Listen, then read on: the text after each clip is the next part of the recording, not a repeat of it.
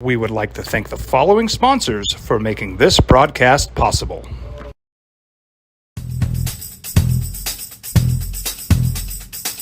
International Protective Services is a proud supporter of ProView Sports and New Mexico Youth Athletics. IPS provides residential and commercial security services in the Albuquerque metro area. For more info, please call 505-897-2420 or visit internationalprotectiveservice.com. These are more than just the sounds of a safe place to go after school. These are the sounds of interest being ignited and of mentors making an impact. At Boys and Girls Clubs, we don't do just one thing. We do whatever it takes to meet the needs of every kid who comes through those doors.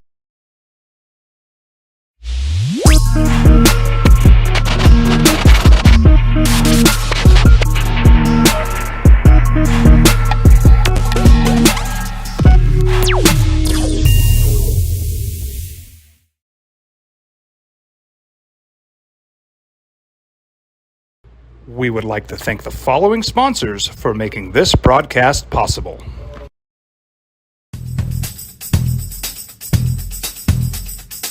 International Protective Services is a proud supporter of ProView Sports and New Mexico Youth Athletics. IPS provides residential and commercial security services in the Albuquerque metro area.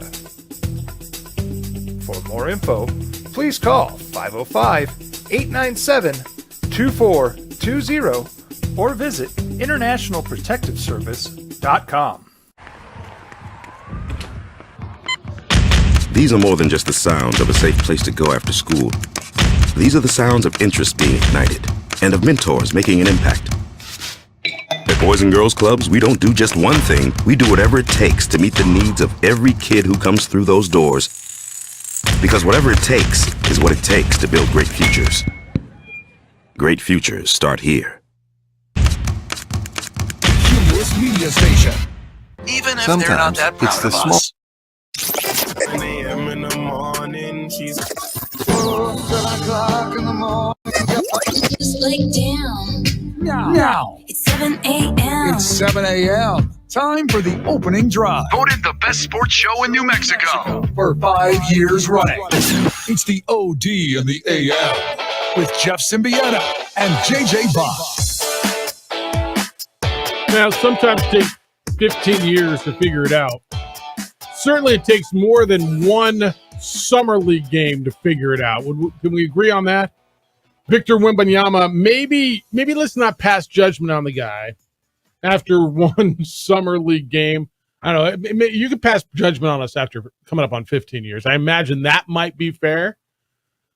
Let's give the guy more than one game. And let's give him more than two, by the way, because he was pretty good at number 2. What's up? And Merry Mondays. We celebrate 15 years in 15 days. That all starts today, huh? It's the opening drive. Jeff Symbieta, JJ Buck. Welcome back. Even when you are a phenom, when you're the number 1 overall pick in the NBA draft, sometimes life can still throw you off. When you're dealing with the Brittany off-court drama, your first time wearing an NBA jersey, even an NBA Summer League, which is taking on its whole new thing over the last few years, as many eyes and stars that are paying attention to that. Even the best of them have to shake out the nerves. I mean, come on now. Tell me who won the game. Anybody know? Anybody give a damn? Is anybody going to remember this? No. Victor Wembanyama scored 27 points in his second Summer League game. Is he the greatest thing ever now? Maybe. Just like he was before his first game where he scored 9. 27 points, 12 rebounds, 3 blocks. He shot 9 of 14. Oh, but they lost the Blazers. I mean, the freaking Blazers. Come on now. I mean, stop. Just stop. Hey, living, man. Welcome back. How was the week? Week was good. How's everything going? DC, do we make it? I mean, DC's producing. No doubt about that. We're still here. No doubt about that. I mean, I don't know. Who's the new guy? Yeah, exactly. Who's new? What's guy? that cup? Is that turquoise smile? Oh, those things are. This is a nice cup. What do I give away? Crap?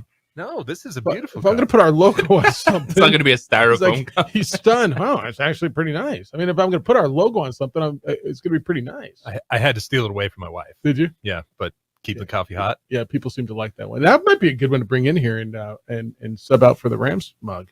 It's a good one. We made it through last week, right? We made it. We made it in a big way. All right, now we're counting down our 15th anniversary on the opening drive. Yeah, I heard that. I like the promo.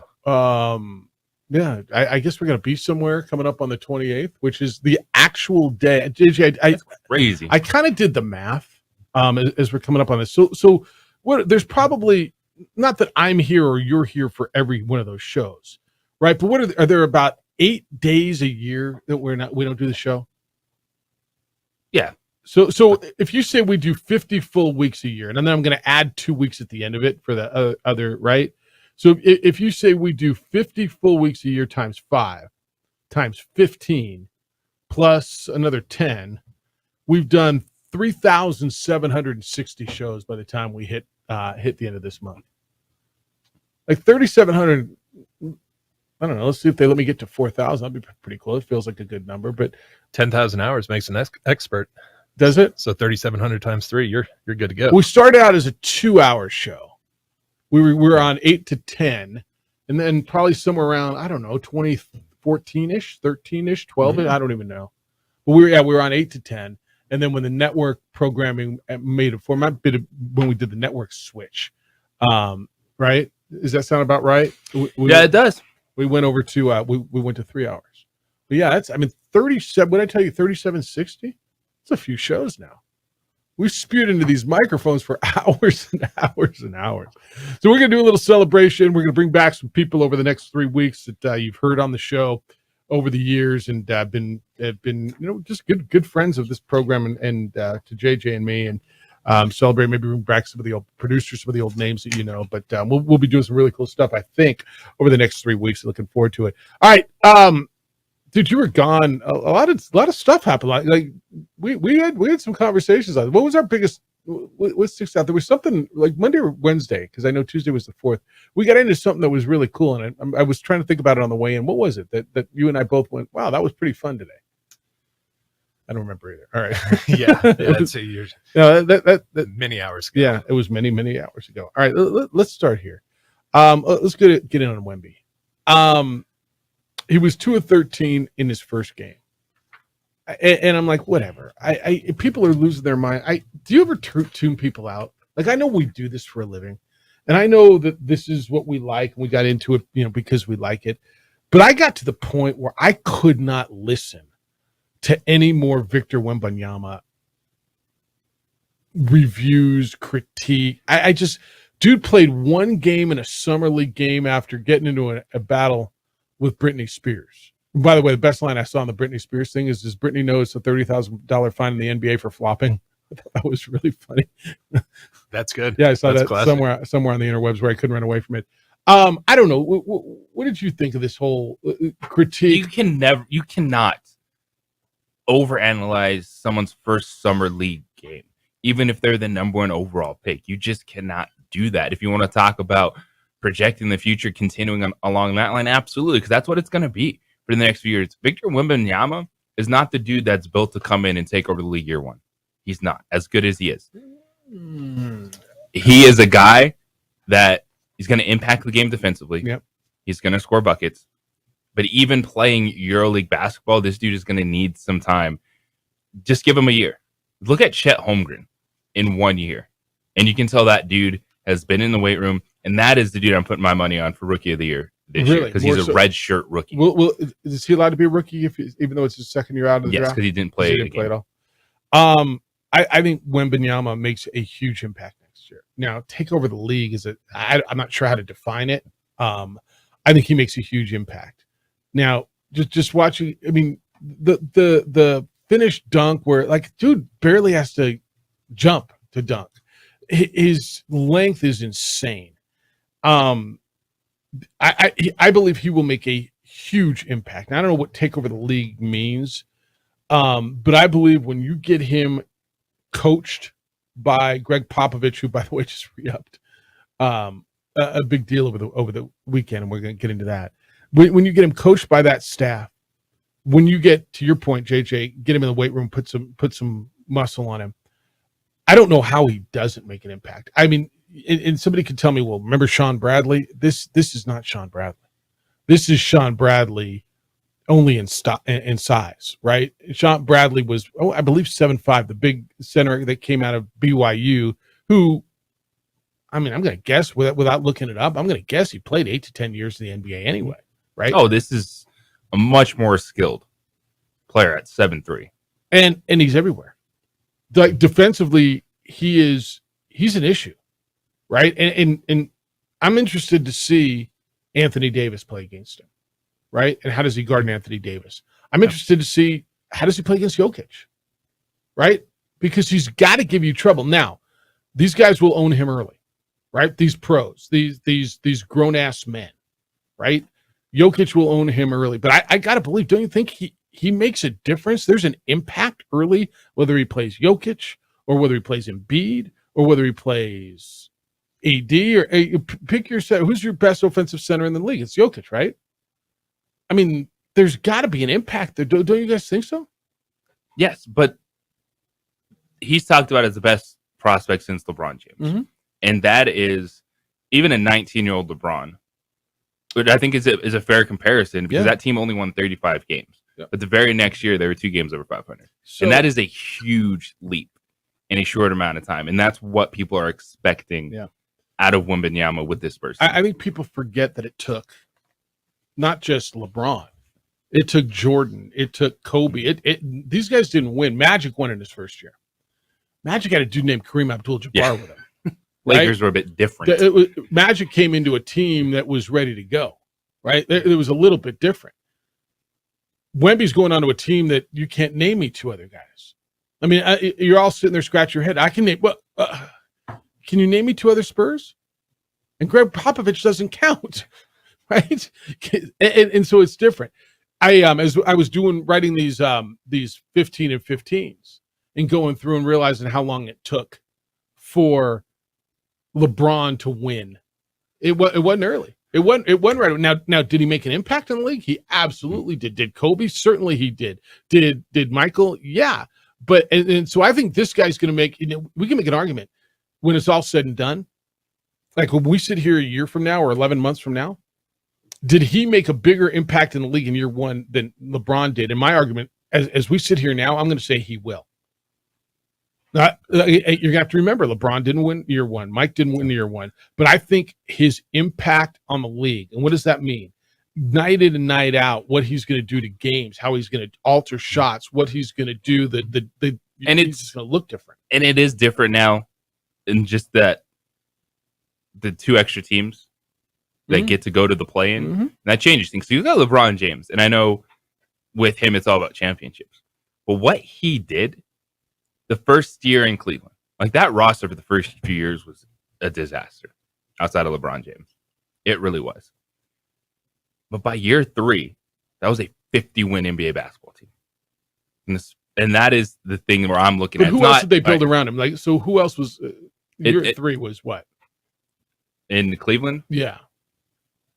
I'm trying year 3 in Cleveland for LeBron James was Drew Gooden, Larry Hughes, Zydrunas Ilgauskas, Damon Jones, Eric Snow. All right, so it wasn't great. I mean, it wasn't that way. Yeah, no, fair.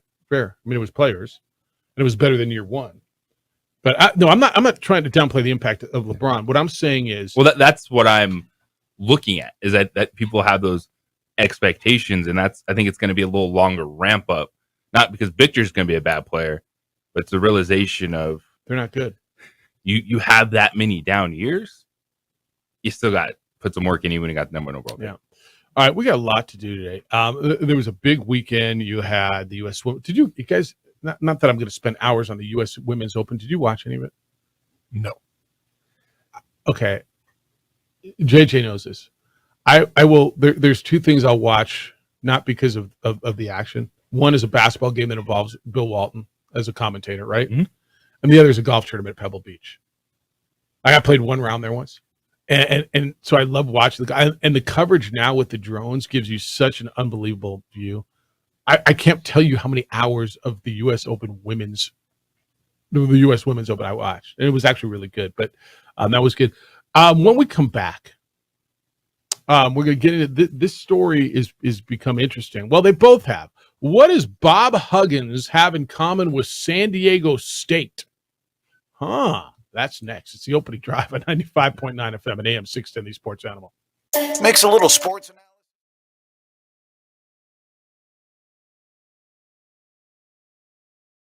We would like to thank the following sponsors for making this broadcast possible.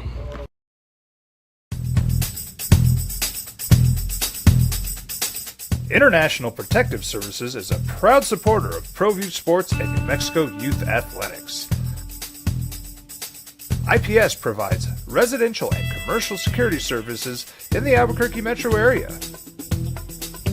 For more info, please call 505-897-2420 or visit internationalprotectiveservice.com. These are more than just the sounds of a safe place to go after school. These are the sounds of interest being ignited and of mentors making an impact. At Boys and Girls Clubs, we don't do just one thing. We do whatever it takes to meet the needs of every kid who comes through those doors. Because whatever it takes is what it takes to build great futures. Great futures start here. Sometimes it's the small things that make life easier, like never worrying about being declined at an ATM when only cash will do. With You're Covered from U.S. Eagle, we'll cover you, even if the money's not there. That's a good feeling. And we do it with no extra fees or penalties. It's called trust, and we think that's important, especially if we're asking you to trust us. At U.S. Eagle, that's just part of what it means when we say people mean more.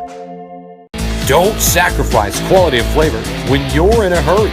Golden Pride offers ribs, fried chicken, green and red chili breakfast burritos, and Frontier Cinnabons.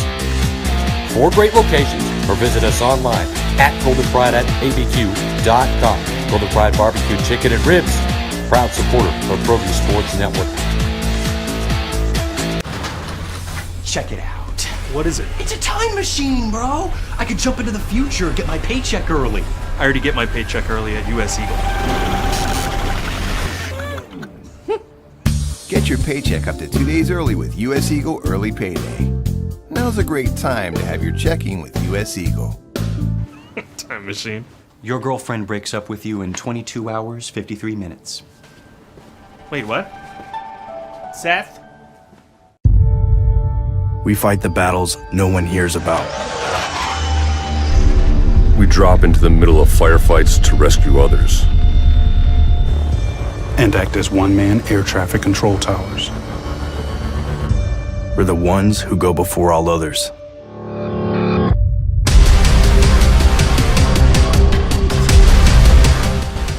U.S. Air Force Special Warfare are proud supporters of ProView Sports. Hi everyone, my name is Master Sergeant Jacob Groves. I am a Air Force Special Warfare pararescueman. Air Force Special Warfare are proud supporters of ProView Network and New Mexico Youth Sports. Air Force Special Warfare operators are critical thinkers. They maintain a high level of fitness, they take initiative, and they don't quit. For more information on Air Force Special Warfare, contact me at the number listed below. U.S. Air Force Special Warfare are proud supporters of ProView Sports. As a mom, I try to make the best choices for my family and our health. That's why I choose Western Sky Community Care. It's a Medicaid plan with quality health coverage and special benefits like Boys and Girls Club membership credit, additional dental benefits, and wellness and support programs. I decide which Medicaid plan is right for us. I choose Western Sky Community Care. Learn more about Western Sky Community Care by visiting discoverwesternsky.com today. International Protective Services is a proud supporter of ProView Sports and New Mexico Youth Athletics. IPS provides residential and commercial security services in the Albuquerque metro area. For more info, please call 505-897-2420 or visit internationalprotectiveservice.com.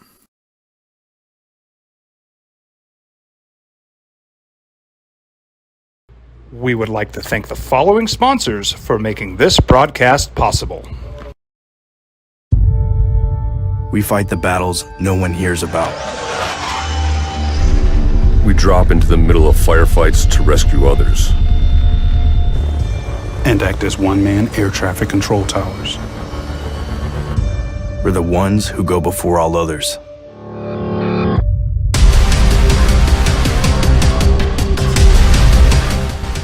U.S. Air Force Special Warfare are proud supporters of ProView Sports.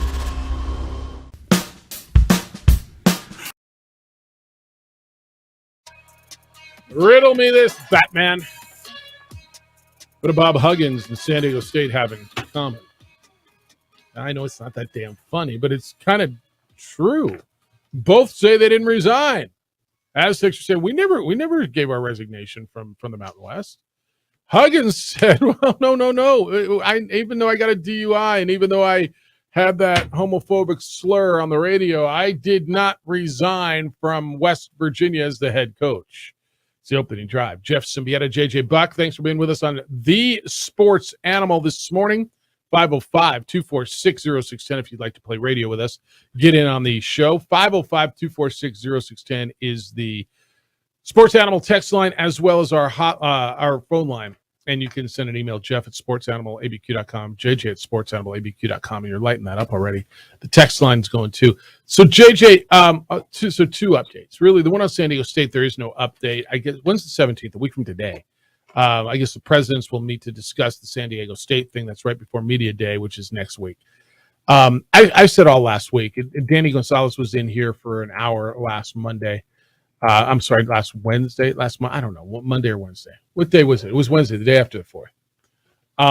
And I said to him, and I think he kind of agreed.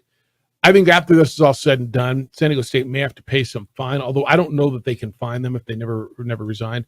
But I think the league just kind of looks and feels the same over the next couple of years. At least for the next year. Yeah. Yes. And they can get out. Again. Zero certainty in any of this. And we understand that door is always going to be open. Well, I think next 2 years because they got to give a year notice. Yeah, every school that has that opportunity is going to take the opportunity. Even with giving a year notice, we see buyout negotiations. Texas, Oklahoma able to get to the SEC before they were supposed to get there. So it can absolutely happen. And for the Mountain West Conference, even with what happened, San Diego State, the fact that I think the Pac-12 hasn't made a move to this point, I know a lot of it is the uncertainty around what their media deal is going to look like. Yes. That the rest of the Mountain West, you've seen some of the rumors, and it's been weird who's been putting it out there. Like Dan Patrick. Mm-hmm. It's really weird. And he's still all in, San Diego State's making this move, and then this is going to happen. And where you're like, well, then he threw Boise State in there. It's like, well, who's feeding you that? Because he was wrong last time. Yeah, you missed last time. And I know the media company you work for as part of these negotiations is potentially being a streaming option for the Pac-12 conference. So how much are we really buying into that is more than it just maybe trying to force someone's hand. Yeah. All right. So I asked you about Bob Huggins, and then we'll go to the phones. Remember Bob Huggins, the 69-year-old veteran head coach at West Virginia in basketball, got a DUI arrest a few weeks back. And we thought he announced his resignation, and West Virginia accepted it. Well, he's lawyered up now as Huggins. It says he's never formally resigned.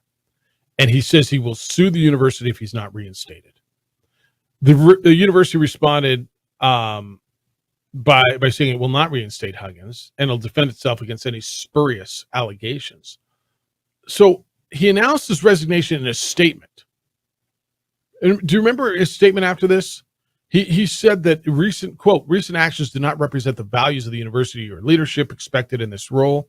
And he went on. Look, he had a .21, and it was 6 weeks after he had that anti-gay slur on a radio interview. That got him a 3-game suspension. Remember, they chopped his salary by $1 million a year. And so this was cut and dry. So what do they have in common? Both of them have decided that they haven't resigned. This is really bizarre to me, and it feels like a guy who's getting some sort of advice from an attorney saying, "Dude, you never did this, and they owe you a buyout." And I right? Oh, no question. This is all about the money, and what's not all about the money. But for Bob Huggins, I saw this story, and I just kept thinking, like, this is pathetic. Like, at what point are you going to grow up and own your actions as a man and realize you don't deserve to be the head coach of West Virginia anymore, even being a Hall of Famer and beloved? And that's what happens. That clouds your judgment. When you're a fan, even when you're someone at university, like, those mistakes are the good night now. You've had your run. And for him to be like, I ain't going anywhere unless you pay me out, that's life, man. There's a letter that was obtained by ESPN, and there's an attorney representing Huggins who claims that the resignation correspondence with the school didn't come from Huggins, but instead came from his wife, June, and claims that Huggins never gave a formal resignation. Quote, based on press statements, it appears that West Virginia is taking the position that Coach Huggins voluntarily resigned and terminated the employment agreement in advance of April 30th, 2024. However, although the press statements purport to have resignation communications directly from Coach Huggins to you and or the athletic director, Coach Huggins has never communicated his resignation to you, the athletic director, or anyone at WVU. To the contrary, we understand that the purported resignation is incredibly based on a text message from Huggins' wife, end quote. We're in for a good one on this one. Yeah, that's interesting because I'm reading the letter right now, and there's a whole bunch of eyes in it, me, and so if his wife wrote that, that's a joke. This is going to be good. All right, let's go. 505-246-0610. Jerry, you're on the Sports Animal. Hi, Jerry. Good morning, Jerry. Hello? Yep. What's up? Hello, Jerry. Oh, so sorry. Hey, you guys asked to name two other Spurs players. I've got you. Devin Vassell and Keldon Johnson. Now ask me to name a third. Yeah, you got to name a third. You got the roster in front of you? Hell if I know. I have no idea. Are you a Spurs fan? I am not. Hey, why do you know that? My type of guy right here. Yeah. Fantasy basketball. All right, Jerry. Thanks. Appreciate you. See? Anyways, Victor Wembanyama, though. Yeah. He will certainly be impactful, but I don't think he's the most impactful rookie. I don't think he's impactful until he gets a little bigger. I think especially someone like Jokic, is not going to be slowed down much by someone even with Wembanyama's height, someone as slight as Wembanyama is not going to slow down Jokic. And I think he's long. The actual most impactful rookie, in my opinion, is probably going to be Chet Holmgren, who has put on some of that extra weight in his year off, and is playing with actual players around him on a team that could easily win 45 games, possibly more. I think that's a great call. All right, man. Thank you, Jerry. Appreciate you. It's exactly what you were saying, right, JJ? Yeah, it's almost like a Rookie of the Year cheat code. Even though that he had the foot injury and he was out, but he had that experience of the NBA life, night in and night out, seeing what it takes, being with the team, doing all those little things. And as Jerry mentioned, Oklahoma City. Are you sold he can stay healthy, dude? Am I sold? Big guy with a foot injury? No, a big guy with a foot injury. But he has the third best odds, and I like that. Yeah. He makes some money on Chet Holmgren. No, I like him too, and really what Jerry said is he's got a team around him, right? I mean, he's got a first team All NBA guy on that roster. They built something around Oklahoma City. Yes, and he's got a year of bulk on him. Wemby, to me, just lengthwise, there's no way he can't make a difference. Because even Summer League Game 1, 5 blocks. Yeah, and that is the trait of a really good basketball player. Is when their game is not all about offense, play defense. Go out there, miss a bunch of shots. How are you still going to contribute? That dude's got to be 8-9 rebounds a game. Could be approaching 2.5 blocks, which would be really high number. Night in and night out. Doug McDermott's on the Spurs. I mean, come on now. Reggie Bullock's on the Spurs, North Carolina. I said that 3-team trade. Grant Williams got from Boston to Dallas. Former UNLV running rebel Khem Birch's on that team. See? I mean, I got the roster in front of me, so it's easy for me. All right, 505-246-0610. When we come back, all right, he didn't resign. He got suspended 2 games. It's not nearly enough, is it? That's what a whole lot of people are saying at this university. 2 games for what now is coming out. We got a mess at Northwestern, too, that you're going to want to know about. What happens next at one of America's highest academic institutions in regards to football? It's the opening drive at 95.9 FM and AM 610 Sports Animal. This report is brought.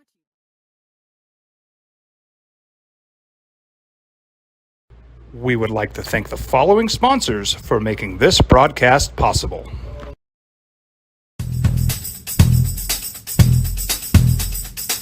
International Protective Services is a proud supporter of ProView Sports and New Mexico Youth Athletics. IPS provides residential and commercial security services in the Albuquerque metro area. For more info, please call 505-897-2420 or visit internationalprotectiveservice.com. We fight the battles no one hears about. We drop into the middle of firefights to rescue others. And act as one-man air traffic control towers. We're the ones who go before all others.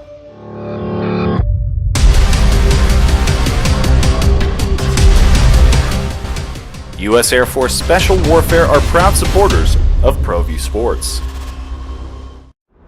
Hi everyone, my name is Master Sergeant Jacob Groves. I am a Air Force Special Warfare Pararescueman. Air Force Special Warfare are proud supporters of ProView Network and New Mexico Youth Sports.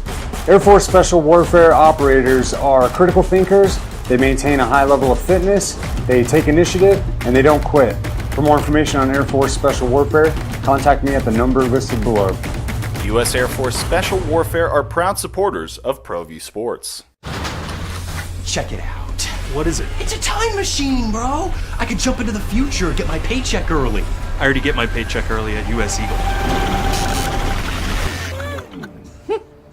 Get your paycheck up to 2 days early with US Eagle Early Payday.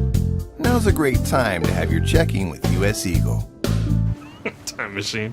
Your girlfriend breaks up with you in 22 hours, 53 minutes. Wait, what? Seth? Well, I'm going to the frontier, walk up to the cashier, order up a root beer and a number 1. Cover it with green stuff, 1 scoop is not enough. Find a booth is real tough, back by the Duke. Meet my family, meet my friends in the quirkiest restaurant I have ever been. All of Albuquerque's favorite spot, it's the Frontier Restaurant. The Frontier Restaurant is a proud supporter of ProView Networks.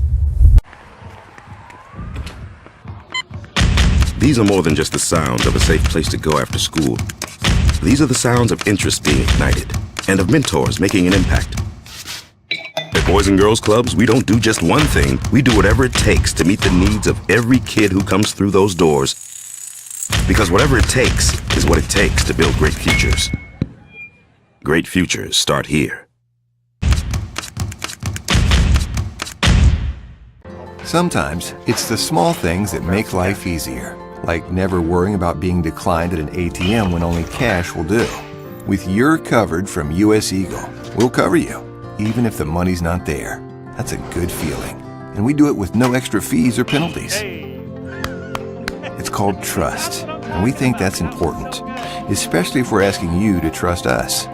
At US Eagle, that's just part of what it means when we say people mean more. We fight the battles no one hears about. We drop into the middle of firefights to rescue others.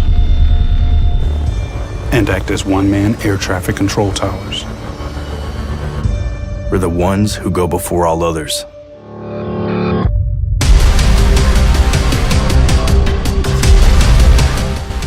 U.S. Air Force Special Warfare are proud supporters of ProView Sports.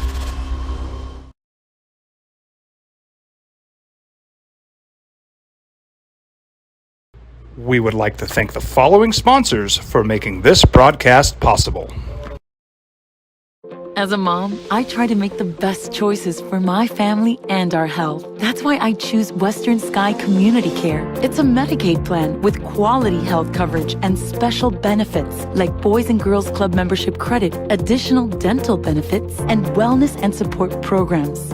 I decide which Medicaid plan is right for us. I choose Western Sky Community Care. Learn more about Western Sky Community Care by visiting discoverwesternsky.com today. Download the KNML app in the Google Play or iTunes App Store. Just search KNML. Let's get to the real thing. Yeah. Northwestern is one of America's prestigious academic institutions. They play in the Big Ten. They have football and big-time college athletics. And with college athletics can come big-time college athletic issues. It's the opening drive. Jeff Symbieta, JJ Buck. We dealt with the New Mexico State hazing scandal that really, when we got details, turned into something. I think hazing was just not the right word, right? Yes. I mean, it basically sexual assault, and right, that's where we went. It costs the head coach's job, that and losing a lot, right? They shut down the program. Greg Heyer fired. He's since got a junior college job in Missouri. Northwestern's head coach is an alum there. Northwestern's Pat Fitzgerald was given an unpaid 2-week suspension in the middle of the summer on Friday last week, following an investigation that there's hazing within the program. This investigation, which was led by the former Inspector General of their state, found what they call evidence corroborate claims made by an anonymous whistleblower regarding hazing activities and events. And it came out over the weekend. Did you read any of this? I mean, it's kind of, not even kind of, it's on the sexual assault trail, right? Yes. It's stuff like, I mean, I don't know what y'all think about when you think of hazing. I don't know what you think of when you think, you think, all right, you were on a team, or you were in a fraternity, or you were whatever, and you got hazed, and you had to, whatever you had to do. And you could say, yeah, probably crossed the line, or no, it didn't cross the line, or whatever. I'm not here to debate the pros and cons of hazing, because it's a hard one to defend sometimes, although the brotherhood that whatever, our initiation's good, there's a line.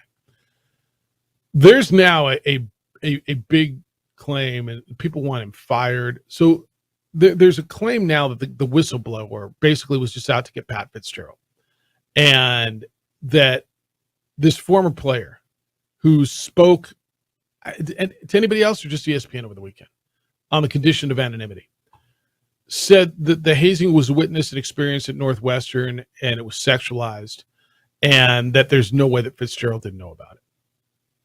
And then there's other players who are saying, look, man, this didn't happen, and this guy just wants Fitz fired. If the Attorney General, Inspector General, I guess Inspector General, went through and found this, I just don't see how this is a 2-week suspension. Do you? When it's all said and done at that institution, with the media that it's getting, with the snowball effect that's coming, I just don't see how this is just going to be 2 weeks. And I'm going to ask you this question. And it kind of plays into the Bob Huggins thing, but not really. Does it matter when it's a guy who has won and is an alumni there and has been there since 2006?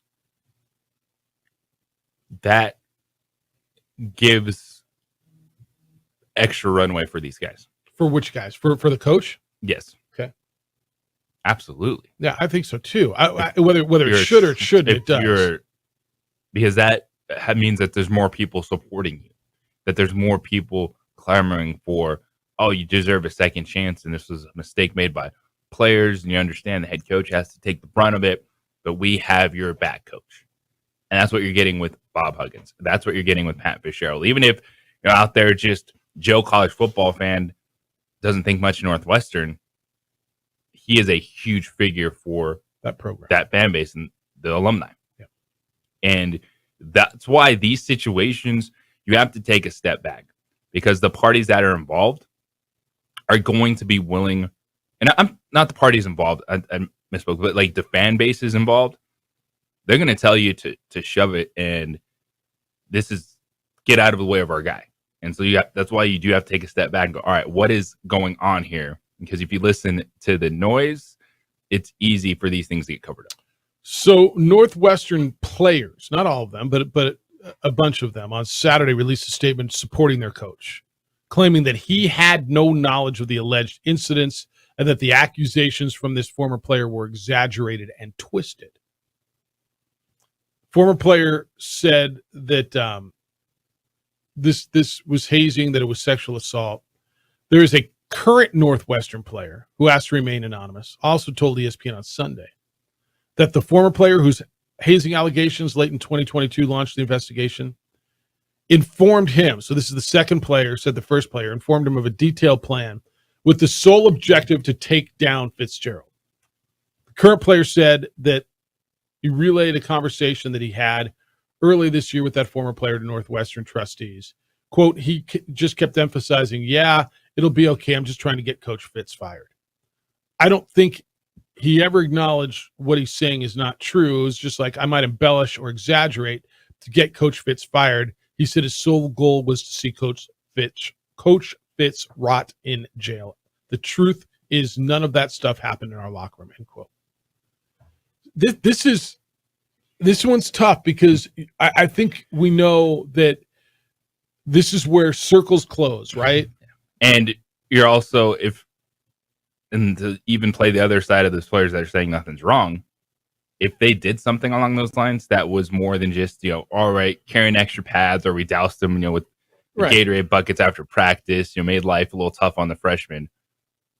If they did do this running, it's what has been called by some of those people are alleging it, which is no, they're completely naked. Yeah, if they did that, then everyone could be in trouble, and that's why you're going to also have this faction going, no, it didn't happen.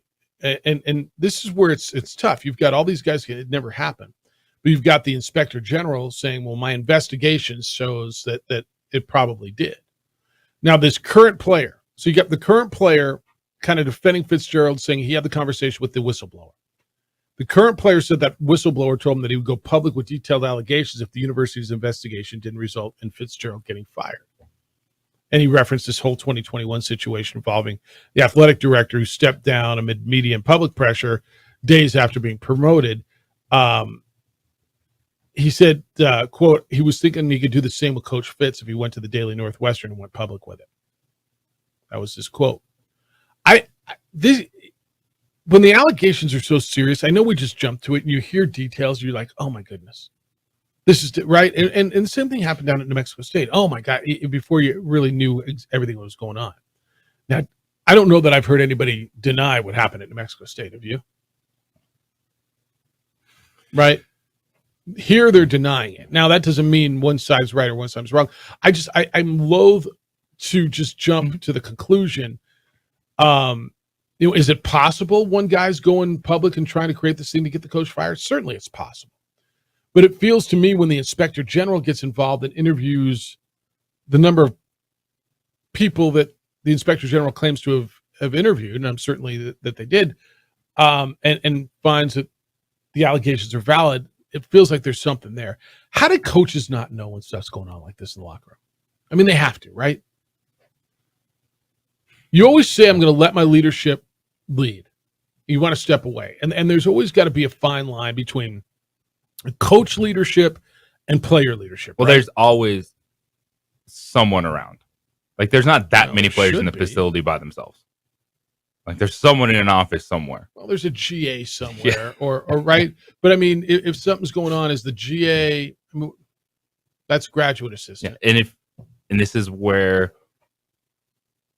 everyone starts getting scared and thinking about themselves. Because you're like, if you're a graduate assistant, you're like, oh, I'm going to lose this opportunity. I'm not going to say anything. So, I mean, without getting graphic on this thing, the former player told ESPN that the hazing was organized, that it was widespread in the program. It was led by a group of older players called the Shrek Gang. And the group would lead the hazing of this activity that JJ was telling you about called running, usually against freshmen or younger players who had made mistakes in practice. And according to the former player, the older players wore masks and would restrain the victim in a dark locker room and engage in sexualized behavior. The former player said he was run as a freshman. Quote, they had been held down against their will by numerous upperclassmen with masks on and have been violently sexual act. This is Title IX stuff. This is sexual abuse and sexual assault. I don't know why the university isn't making the details public, end quote. I know we do so many of these damn stories. And JJ, I preface so many of them by saying if it's true, because I don't want to jump to the conclusion that just because an allegation is out there. But if it's true, does Pat Fitzgerald, should he have his job? No, that's his program. It's got to be, right? You can't run around as coaches and spew all these lines about accountability and building young men better and character. Yeah. And when you're in a position of authority in a university, when it comes to athletics, even if you're not directly involved, you're still responsible.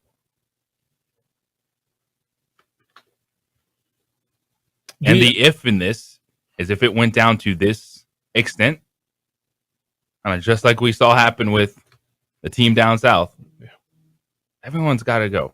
If it got to that level and your players are doing that and you're okay with that and you're like, it's part of the program, I'll let the players do their So this whistleblower is claiming that Fitzgerald was in on it.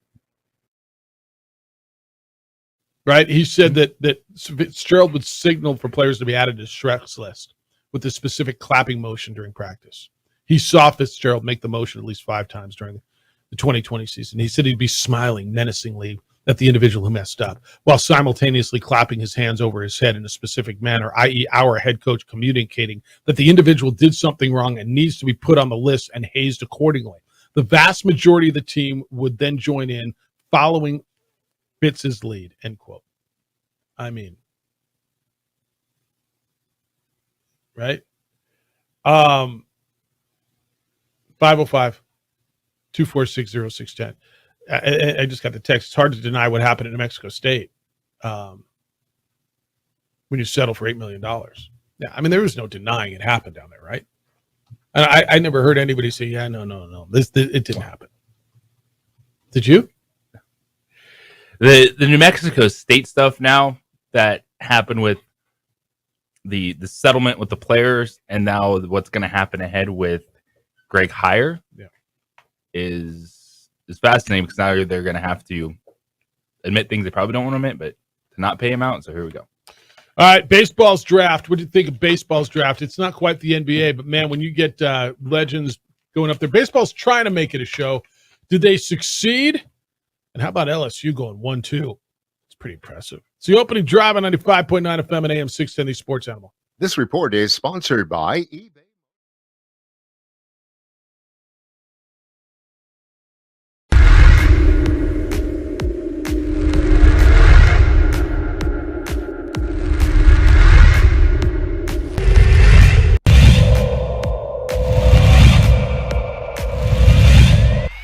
Pitch.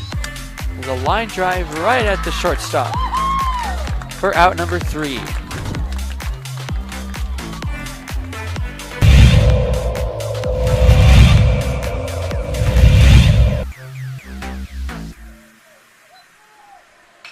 Apodaca ripped to left field. That will bounce in, so it's going to be extra bases as they'll have to chase that one at the wall in the warning track. Flipped up, there's no play at home. So it's an RBI double for Andrew Apodaca.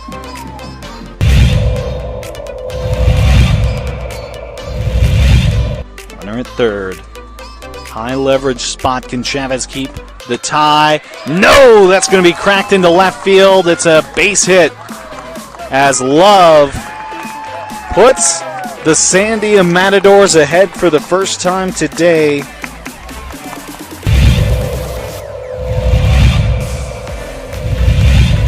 The 0-2. It's upstairs, goes to the backstop, and the run will not score. gunned down at home.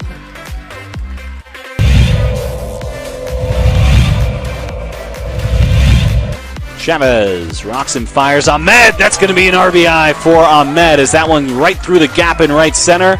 Petrie will scoop that one, and it's looking like a triple as Ahmed plugs into third base, and what a way to score that run for the Matadors.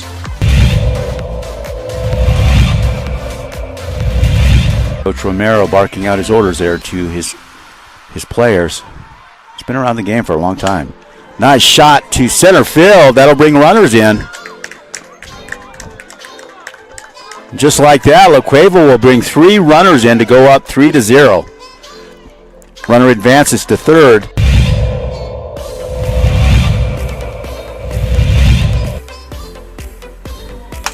Shot to center. That looks good. That's gone. Man, outstanding center shot there. As LaCueva will score. Antonio Lucero, second baseman, quite the hitter.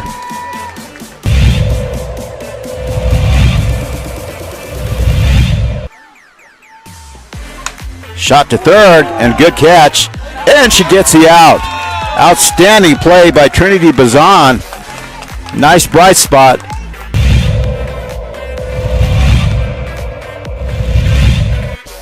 Costly errors allowed Cleveland to get 1 run back. That one sent on the ground to the left side. Throw to first in time. Throw home. Got her! Whoa, what a play!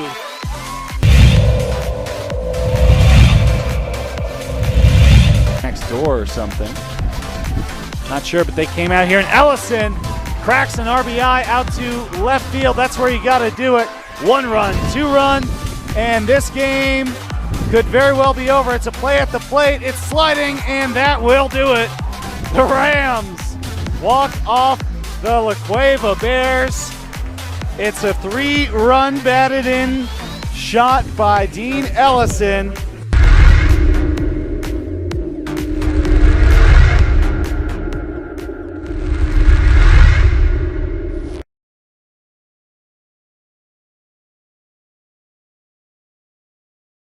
We would like to thank the following sponsors for making this broadcast possible.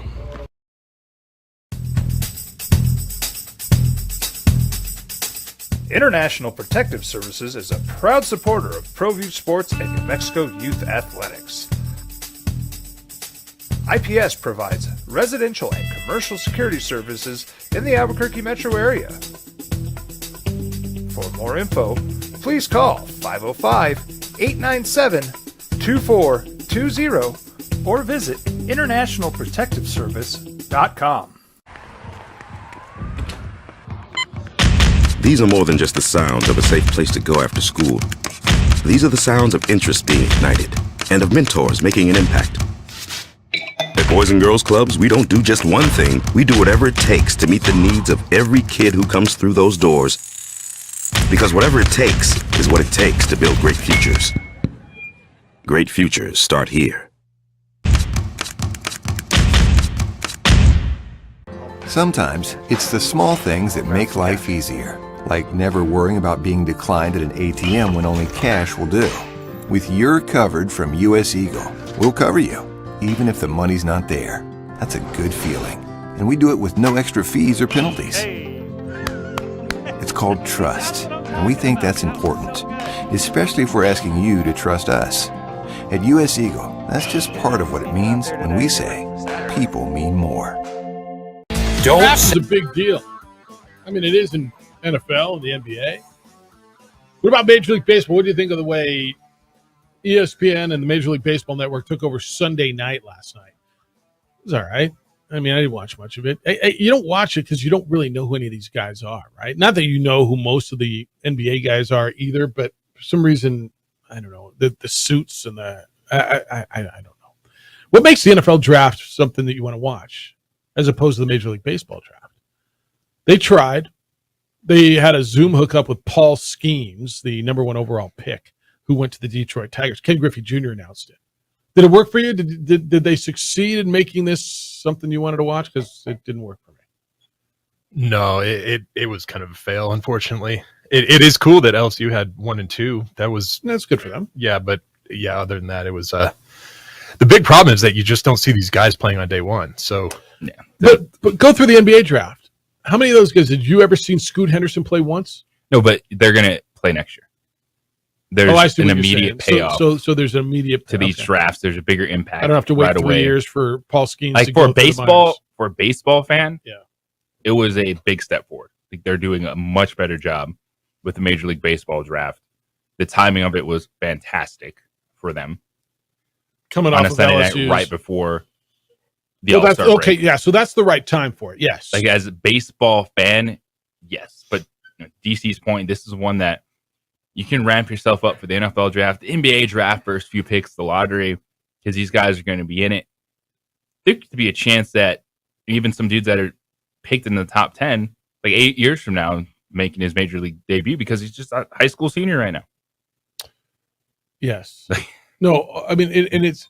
I had it on the background of like 27th pick, and hey, from Huntington Beach High School and Huntington Beach, and I'm like, oh, my brother told me about that guy, like this catcher that whoever they just picked. But yeah, I think a big part of it is you just don't know any of these guys. How much college baseball does the average human watch? Like, give me a baseball fan. SEC baseball fans watch college baseball, right? I was with a buddy last night who's in the apparel business. And he was just up at the College World Series. He said, LSU killed it for us. They bought everything. Mississippi State the year before, Ole Miss the year before. He's like, the SEC rolls, right? You roll Stanford out. You roll Northwestern out. You roll, right? It's just not happening that way. Like the SEC fans are just different in their own respect. And if you think about it, it's because in the majority of those markets, there is no professional sports, right? Mississippi, Alabama, right? Rural Georgia. I mean, that's it, right? Alabama, LSU, they got the Saints down there, but what else? And they got the Pelicans, but that's it. Yeah, it didn't work for me either. Paul Skeens, Dylan Cruz, teammates at LSU, they went 1-2 in the baseball draft. The Pirates began the day. They got Skeens. Pitcher goes number 1. Nationals followed up with Cruz. Skeens feel at all like Strasburg to you? You can compare it to Steven Strasburg a lot in terms of the pitching prospect. What I would love to see is they give him the ability to be a two-way player because he was a standout two-way player at Air Force, 2 years at the Air Force Academy before transferring to LSU. Hit 24 home runs freshman and sophomore season. At the Air Force Academy. Yeah. Right that there. Would be something to watch. That would get your attention. You've been talking about it. Is there someone that can do it? Are teams going to let someone that they invest that highly in, the number 1 overall pick as a pitcher, swing the bat? I mean, it's working pretty well for that guy with the Angels, isn't it? I mean, Shohei has become the brand of baseball. Give me a bigger name in baseball, period. Is there anything? Like he is, I know, Ellie De La Cruz, the Reds, doing a lot of exciting things as a rookie. It's not Ohtani. But Shohei Ohtani is Ohtani is pitching tonight. I need to see these highlights, or is there a cut-in? Let me watch this. And there's cut-ins now. Yeah, it's just different. Yeah, I thought they tried, and I give them the credit for trying. I don't think it was horrible. I don't think it's their fault that it probably didn't work. I just think it's the product and the way the product is. I mean, it's baseball that they're not going to be up for 2 to 5 to 8 years, and you just don't know who any of these guys are. Unless you're a fan of LSU baseball or you're a fan of Huntington Beach High School baseball, right? You just don't know who they are. And you're like, okay, my team's picking. I mean, and I'll see them in the big leagues in 4 years. When we come back, this is big. This is big. This may be, I don't know, the greatest in the history of the sport. It's an Albuquerque guy.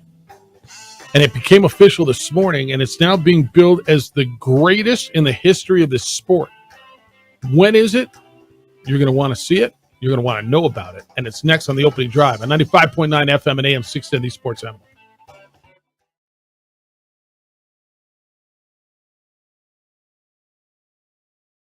We would like to thank the following sponsors for making this broadcast possible. We fight the battles no one hears about. We drop into the middle of firefights to rescue others. And act as one-man air traffic control towers. We're the ones who go before all others.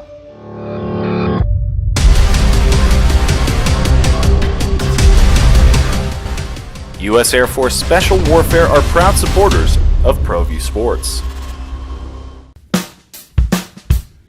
Well, I'm going to the frontier, walk up to the cashier, order up a root beer and a number one. Cover it with green stuff, one scoop is not enough. Find a booth is real tough, back by the Duke. Meet my family, meet my friends in the quirkiest restaurant I have ever been. All of Albuquerque's favorite spot, it's the Frontier Restaurant. The Frontier Restaurant is a proud supporter of ProView Networks. These are more than just the sounds of a safe place to go after school. These are the sounds of interest being ignited and of mentors making an impact. At Boys and Girls Clubs, we don't do just one thing. We do whatever it takes to meet the needs of every kid who comes through those doors. Because whatever it takes is what it takes to build great futures. Great futures start here.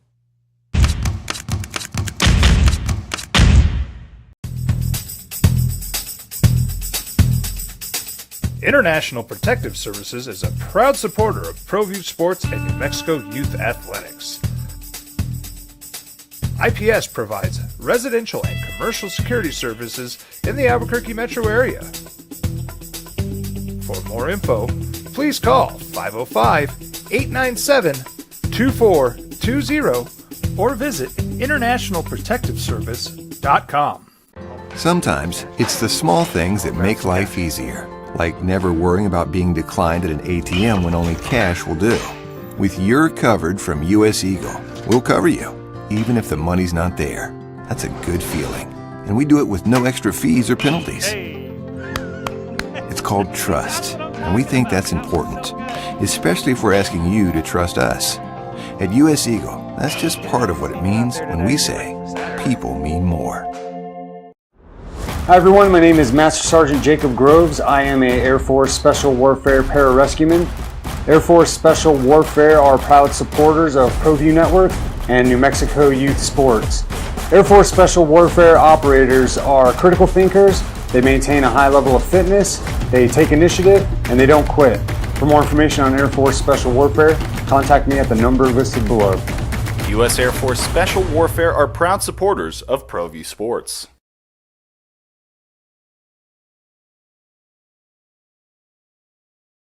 We would like to thank the following sponsors for making this broadcast possible.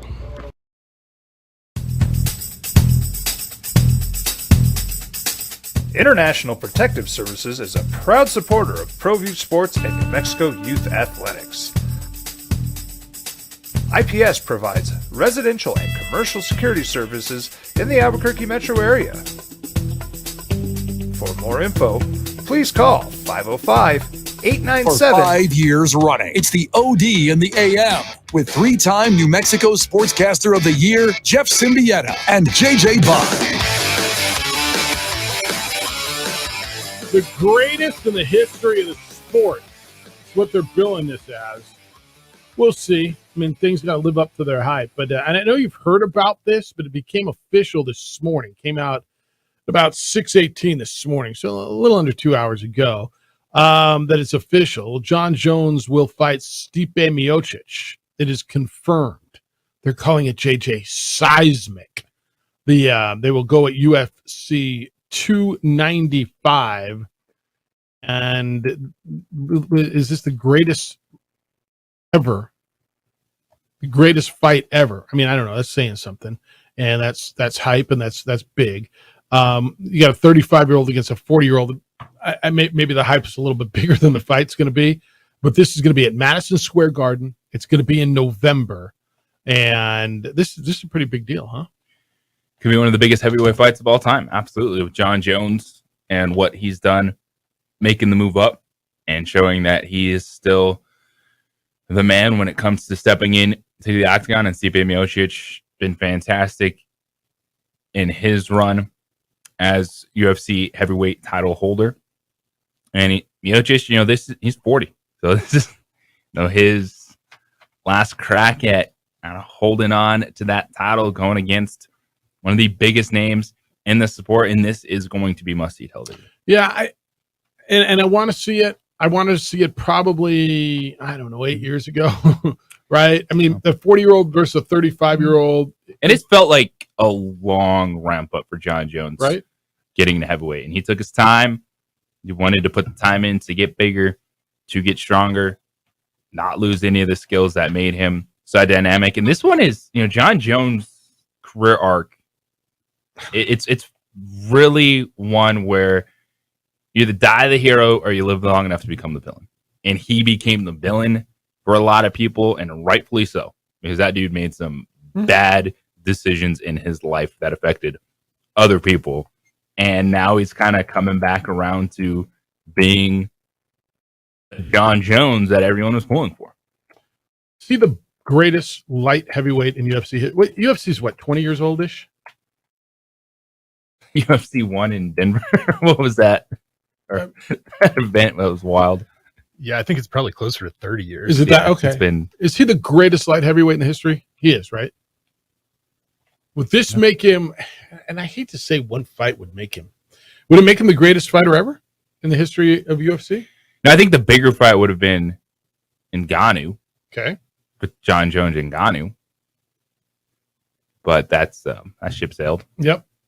This is big news. This is a big deal. It's November, Madison Square Garden. It'll be on a Saturday night up against some big college football, and it'll be an interesting night, and it'll be a big pay-per-view night, and there'll be a lot there.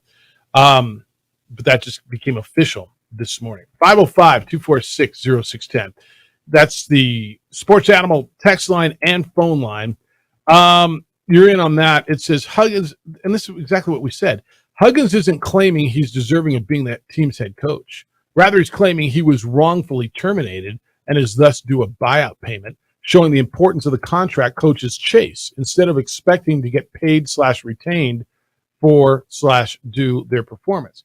Not what we said. I don't think he's looking to coach again. I think I don't know. It says he's starting to sue. He's not reinstated. Not asking for a straight out buyout to go away. They use the word reinstated. They did use that. Otherwise, they're going to take it to court. Not just, pay me money. But I think the ultimate goal here feels like he wants to get paid to go away. Right? And he's claiming he didn't resign. What the email or what the text is saying is Huggins isn't claiming he's deserving of being the team's coach. Rather, he's claiming he was wrongfully terminated. But it says he wants to be reinstated. What to you that says, I don't know, man. I'm the coach. I want to be the coach. Yeah. Harry sent me a text that that text you didn't like came from my wife, not me. Fair enough. This one, the Northwestern hazing / rape scandal reminds me of a similar situation profiled in a Law and Order SUV episode. I didn't see that one.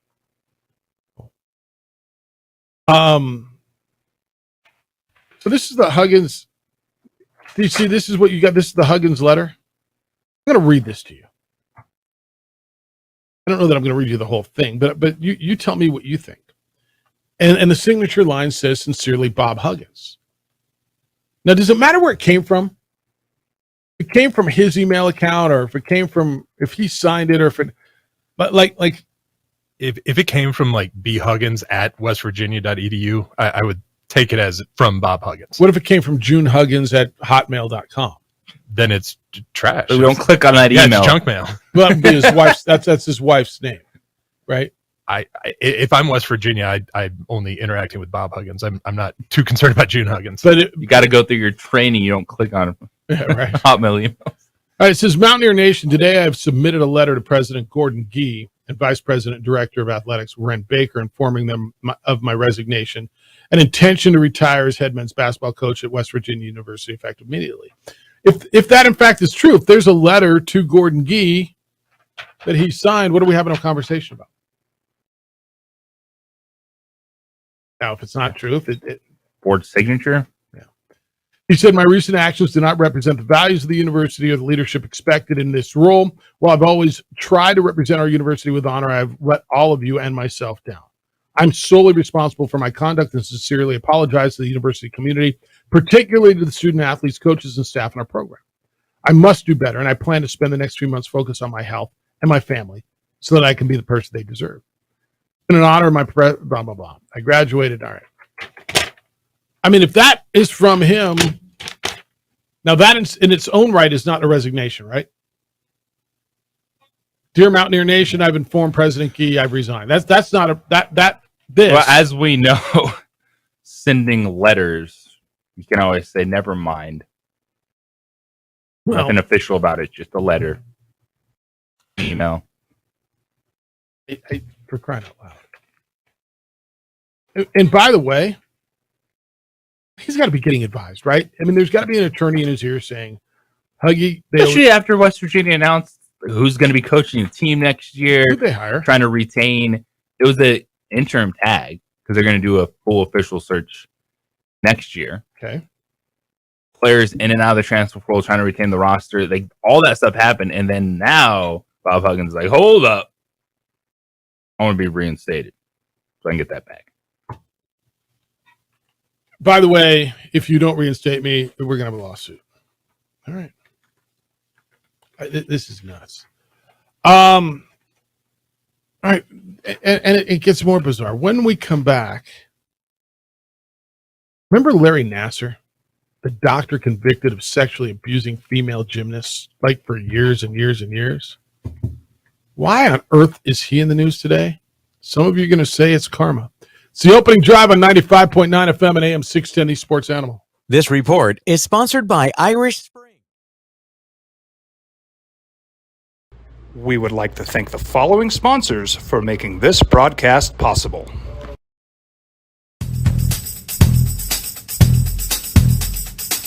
International Protective Services is a proud supporter of ProView Sports and New Mexico Youth Athletics.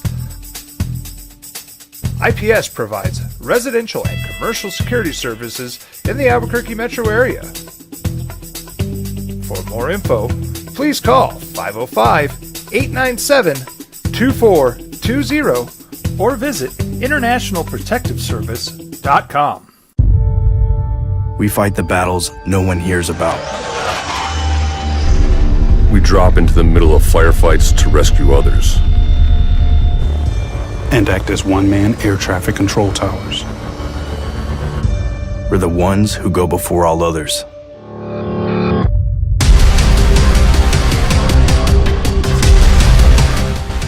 U.S. Air Force Special Warfare are proud supporters of ProView Sports. Hi everyone, my name is Master Sergeant Jacob Groves. I am a Air Force Special Warfare pararescueman. Air Force Special Warfare are proud supporters of ProView Network and New Mexico Youth Sports. Air Force Special Warfare operators are critical thinkers. They maintain a high level of fitness, they take initiative, and they don't quit. For more information on Air Force Special Warfare, contact me at the number listed below. U.S. Air Force Special Warfare are proud supporters of ProView Sports. Check it out. What is it? It's a time machine, bro. I could jump into the future, get my paycheck early. I already get my paycheck early at U.S. Eagle. Get your paycheck up to 2 days early with U.S. Eagle Early Payday. Now's a great time to have your checking with U.S. Eagle. Time machine. Your girlfriend breaks up with you in 22 hours, 53 minutes. Wait, what? Seth? Well, I'm going to the frontier, walk up to the cashier, order up a root beer and a number one. Cover it with green stuff, one scoop is not enough. Find a booth is real tough, back by the Duke. Meet my family, meet my friends in the quirkiest restaurant I have ever been. All of Albuquerque's favorite spot, it's the Frontier Restaurant. The Frontier Restaurant is a proud supporter of ProView Networks. These are more than just the sounds of a safe place to go after school. These are the sounds of interest being ignited and of mentors making an impact. At At Boys and Girls Clubs, we don't do just one thing. We do whatever it takes to meet the needs of every kid who comes through those doors. Because whatever it takes is what it takes to build great futures. Great futures start here.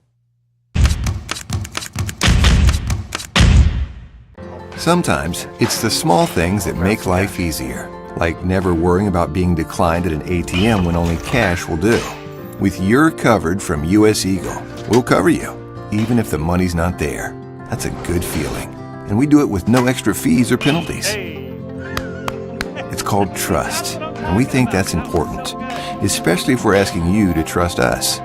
At US Eagle, that's just part of what it means when we say people mean more. We fight the battles no one hears about. We drop into the middle of firefights to rescue others.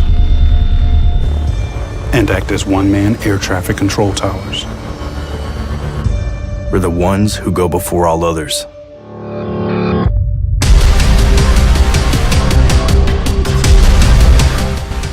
U.S. Air Force Special Warfare are proud supporters of ProView Sports.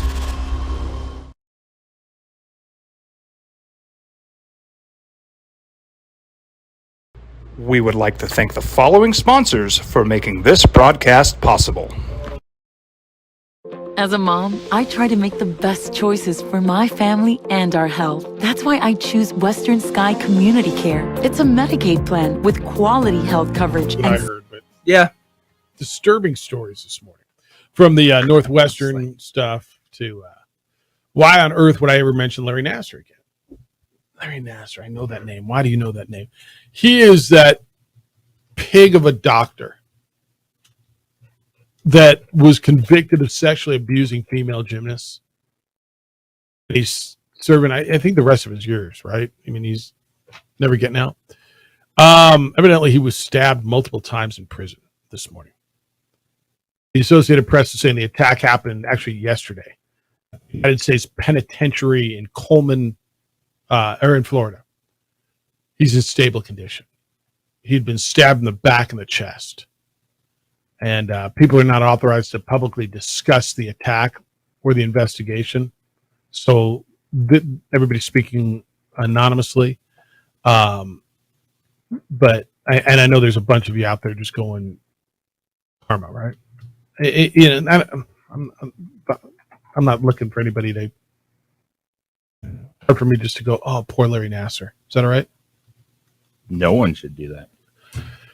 59 years old. Remember, he was sentenced to 60 years in prison on child pornography charges. And then he got another 40 to 175 years in prison for sexually assaulting gymnasts. A lot of them were Olympic medalists. February of 2018, he got another 40 to 125 years. So he's got like 300 years worth of prison time. Yeah, he's never getting out. He was sent to prison in Tucson. He was attacked there. I didn't know that. Did you know that? He was attacked shortly after being released in the general population. How can you put this guy in general population? I guess you can't protect everybody, huh? I mean, I don't know how to run prisons. I'm going to tell you that's a blind spot for me. Oh, you're not doing that after the bowl game? No, I'm not a warden. But I mean, and I got to believe you can't protect all these deviant animals. And so I guess you put him in general population, but he went to Tucson. He was attacked shortly after he was released to the general population there. So they transferred him to this maximum security federal prison 90 miles outside of Tampa. And this guy's going to get attacked everywhere he goes. And I hear you. I mean, I you're all like, and rightfully so. I mean, that's the way this works. You reap what you sow. But yeah, you'll hear about that today. I mean, and there's no commentary on it, by the way. I don't have any deep commentary other than it's hard for me to sit here and just go, oh, poor Larry Nassar. Yeah, don't go to prison. It's a pretty good idea, especially for that. Don't do that. That's fair. James, good morning. You're on the Sports Animal. Hi, James. Good morning, guys. How you doing? Good. What's happening? Larry Nassar, he got, he's going to get what he deserves, and he's going to get his. Surprised he hasn't got it earlier. Yes. Anyway, talking about Victor Wembanyama. Yeah. In a few years, you're going to be hearing the name Jaime Jaquez Jr., baby. This guy is blowing it. This guy is blowing it away in Vegas. This guy is just doing everything. He's doing everything. He's even in the concession stand selling Coke. Wow. So Easy. selling soda or whatever. Yeah, but in a few years, everybody's going to be talking about Victor Wembanyama. He's going to be a bust. He's not going nowhere. He's done. His career's already over. But it's Jaime Jaquez Jr., baby. You're going to be saying that name in a couple years. Right on, All right, James. just got to let you know that. See Go ya. Bruins. Later. Jaime Jaquez Jr., I told you the day after the draft, when Miami drafted the forward out of UCLA, I thought that day, that might be one of the best moves in the draft, and he's having a nice couple of games in Summer League. Yeah, some dudes just fit right in, and Jaime Jaquez into that Heat culture is one of those guys, and more teams are becoming open to, you know what? It is actually A-okay to draft older guys to play basketball. They don't have to be 18, 19 years old. Oh, he was in college for 3 years? That's fine. Boy, that's a horrible thing, especially now because guys are going to stay there because they can make more money there than they can other places, right? Because of the NIL. You know, another name to look out for is Cooper Flagg. He'll be out in 25-26. Give me some Cooper Flagg. I don't know that name. You will. Well, all right. Who is he? What is he? He's a young guy, very large. He does compare to Wembanyama. So large and skinny like Wembanyama, or like a Simbular kind of a guy? He actually has a little muscle on him already. So we'll see how he develops, but he is considered the next big thing. All right. 16 years old, was destroying the Peach Jam tournament this past weekend. Where's he from? 30, 20, 10 triple doubles, and the 10 is blocks. The tennis block. Where's he from? He's an American kid, obviously. All right. I'm down. By the way, as I was researching, it's funny. You're going to hear these 15 years and 15 days over the next 15 days as we celebrate 15 years of these opening drive on the Sports Animal. And so I was going back and remembering some of the moments and like 10 years ago when Steve Alford, JJ, that Saturday that you and I came in here and opened up the microphones for 5 hours and the lines were jammed when Steve Alford went to UCLA. But just some of the like Simbular stuff, and it just reminded me. I just ran across that the other day, and Robo Soccer going to the Final Four, and Elizabeth Lambert, and man, I tell you what, just some of the stories. But you bringing that up and me thinking Simbular, just Simbular. You're going to hear a lot of stories over the next 15 days or shows. Where's this young man from now? He's an American kid. It doesn't matter. Tell me the name. Cooper Flagg. Is that what you told me? Cooper Flagg. And he's like Wemby big. How are we getting so many 7'3", 7'4", 7'5" dudes all of a sudden? I guess that's the way it's going, right? I mean, the big guy used to be 6'7". 6'8". 6'8"? Yeah. So he's like a Zion kind of a thing? Is that the new sensation? Is like a Zion kind of a... From Maine. You're all big up there, huh? All right. I'll watch for the Cooper Flagg stuff because I didn't know that.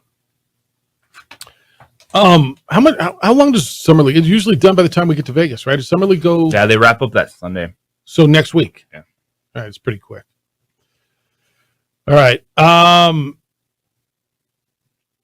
Let's hit some NFL because we got camps opening.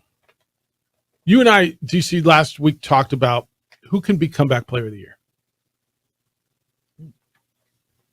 Do you like if you were going to bet on comeback player of the year? Do you like Cooper Kupp? Do you like Matthew Stafford? I think those are really good options for comeback player of the year. Does Trey Lance and or what's my guy, the other quarterback that got hurt, last pick of the draft? Brock Purdy. Does he count? Is he up for that? Yeah. Well, comeback player. Geno Smith comeback player of the year last year? He was. Okay. He's coming back from not being a starting quarterback. Does Calvin Ridley count? Is he in the mix? Yes. Calvin Ridley would be near the top of my list. I know you like Stafford, right? I actually, between Kupp and Stafford, I'd probably take Kupp. Okay. Have you given this any thought? A little bit. What do you like? I think the Matthew Stafford one is there's just so much uncertainty with how hurt was he? Does he have anything left? You know, the Rams were trying to blow everything up and trying to trade him, and it's understandable. He's damaged goods with $160 million. But if he is the starting quarterback for the Rams, they're not going to be terrible. In the NFC, outside of the top two, and even with one of those two teams we keep putting in the top two, doesn't know who their starting quarterback is. Every question at quarterback, yeah. Like Matthew Stafford, that's why I highlighted it. Now, he is a name that I think is one to watch because that team isn't a disaster if he's their starting quarterback. You know a name that you guys haven't mentioned for comeback player of the year? Russell Wilson. Because he would be up for comeback player of the year. He was horrible. He was horrible. That is a fact. I mean, is that a guy that you would put up there? Nope. No, I'll tell you right now. You don't. You just don't believe in it, do you? Nope. No, I do not. Do you at all?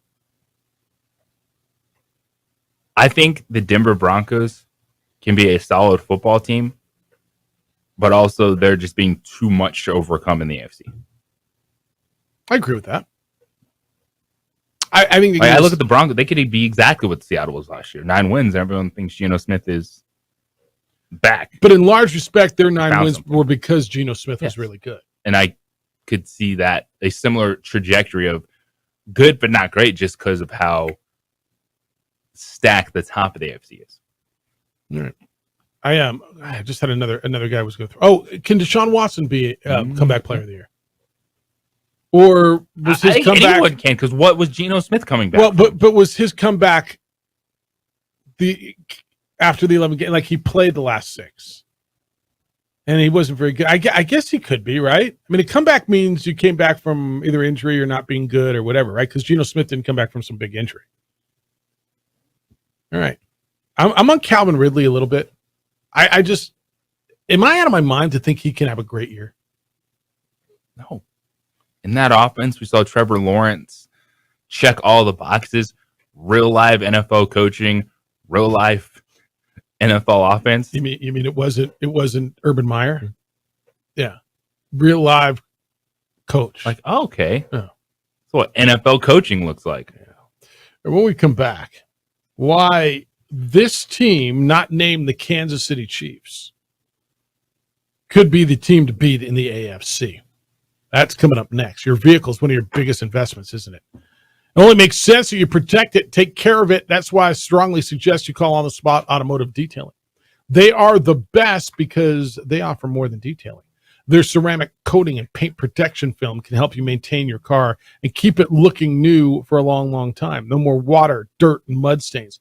And their protective layering helps prevent UV oxidation damage from this intense. Did we notice the intense New Mexico sun? It's been warm. Top it off, they also offer window tinting services, and a lifetime warranty is available. Call them, have them come out to you where it's convenient, when it's convenient for you. I don't know where they are. Maybe I should, but they know where I am. They know where you are. You're working, they're in the parking lot working. Call On the Spot Automotive Detailing and take advantage. Remember, our military gets a 10% discount. OTSdetailing.com for more info. That's OTSdetailing.com.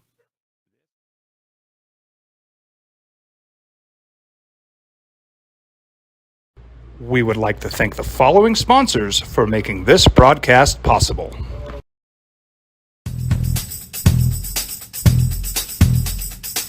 International Protective Services is a proud supporter of ProView Sports and New Mexico Youth Athletics.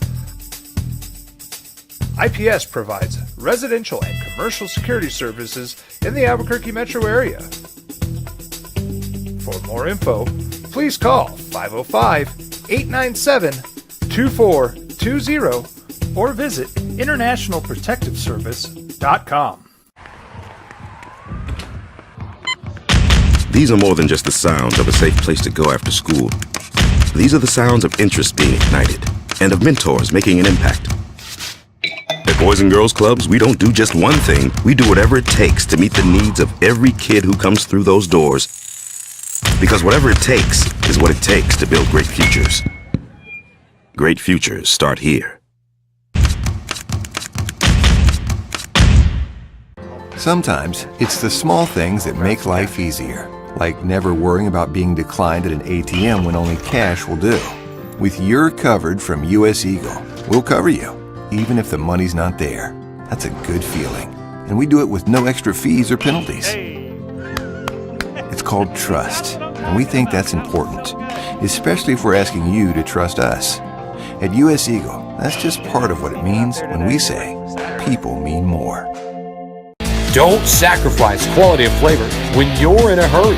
Golden Pride offers ribs, fried chicken, green and red chili breakfast burritos, and Frontier Cinnabons. 4 great locations, or visit us online at goldenpride@abq.com. Golden Pride Barbecue Chicken and Ribs, proud supporter of ProView Sports Network. Check it out. What is it? It's a time machine, bro. I could jump into the future, get my paycheck early. I already get my paycheck early at US Eagle. Get your paycheck up to 2 days early with US Eagle Early Payday. Now's a great time to have your checking with US Eagle. Time machine. Your girlfriend breaks up with you in 22 hours, 53 minutes. Wait, what? Seth? We fight the battles no one hears about. We drop into the middle of firefights to rescue others. And act as one-man air traffic control towers. We're the ones who go before all others.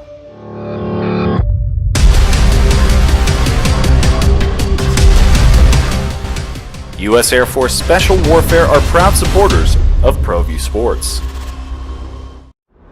Hi everyone, my name is Master Sergeant Jacob Groves. I am a Air Force Special Warfare Pararescueman. Air Force Special Warfare are proud supporters of ProView Network and New Mexico Youth Sports.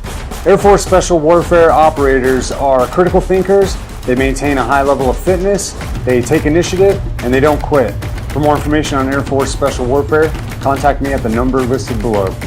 U.S. Air Force Special Warfare are proud supporters of ProView Sports. As a mom, I try to make the best choices for my family and our health. That's why I choose Western Sky Community Care. It's a Medicaid plan with quality health coverage and special benefits like Boys and Girls Club membership credit, additional dental benefits, and wellness and support programs. I decide which Medicaid plan is right for us. I choose Western Sky Community Care. Learn more about Western Sky Community Care by visiting discoverwesternsky.com today. International Protective Services is a proud supporter of ProView Sports and New Mexico Youth Athletics. IPS provides residential and commercial security services in the Albuquerque metro area. For more info, please call 505-897-2420 or visit internationalprotectiveservice.com.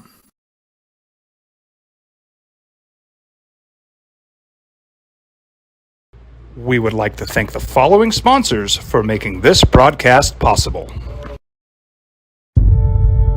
We fight the battles no one hears about. We drop into the middle of firefights to rescue others. And act as one-man air traffic control towers.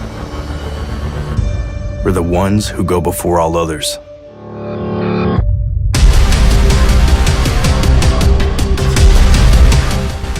U.S. Air Force Special Warfare are proud supporters of ProView Sports. Well, I'm going to the frontier, walk up to the cashier, order up a root beer and a number one. Cover it with green stuff, one scoop is not enough. Find a booth is real tough, back by the Duke. Meet my family, meet my friends in the quirkiest restaurant I have ever been. All of Albuquerque's favorite spot, it's the Frontier Restaurant. The Frontier Restaurant is a proud supporter of ProView Networks. These are more than just the sounds of a safe place to go after school. These are the sounds of interest being ignited and of mentors making an impact. At Boys and Girls Clubs, we don't do just one thing. We do whatever it takes to meet the needs of every kid who comes through those doors. Because whatever it takes is what it takes to build great futures. Great futures start here.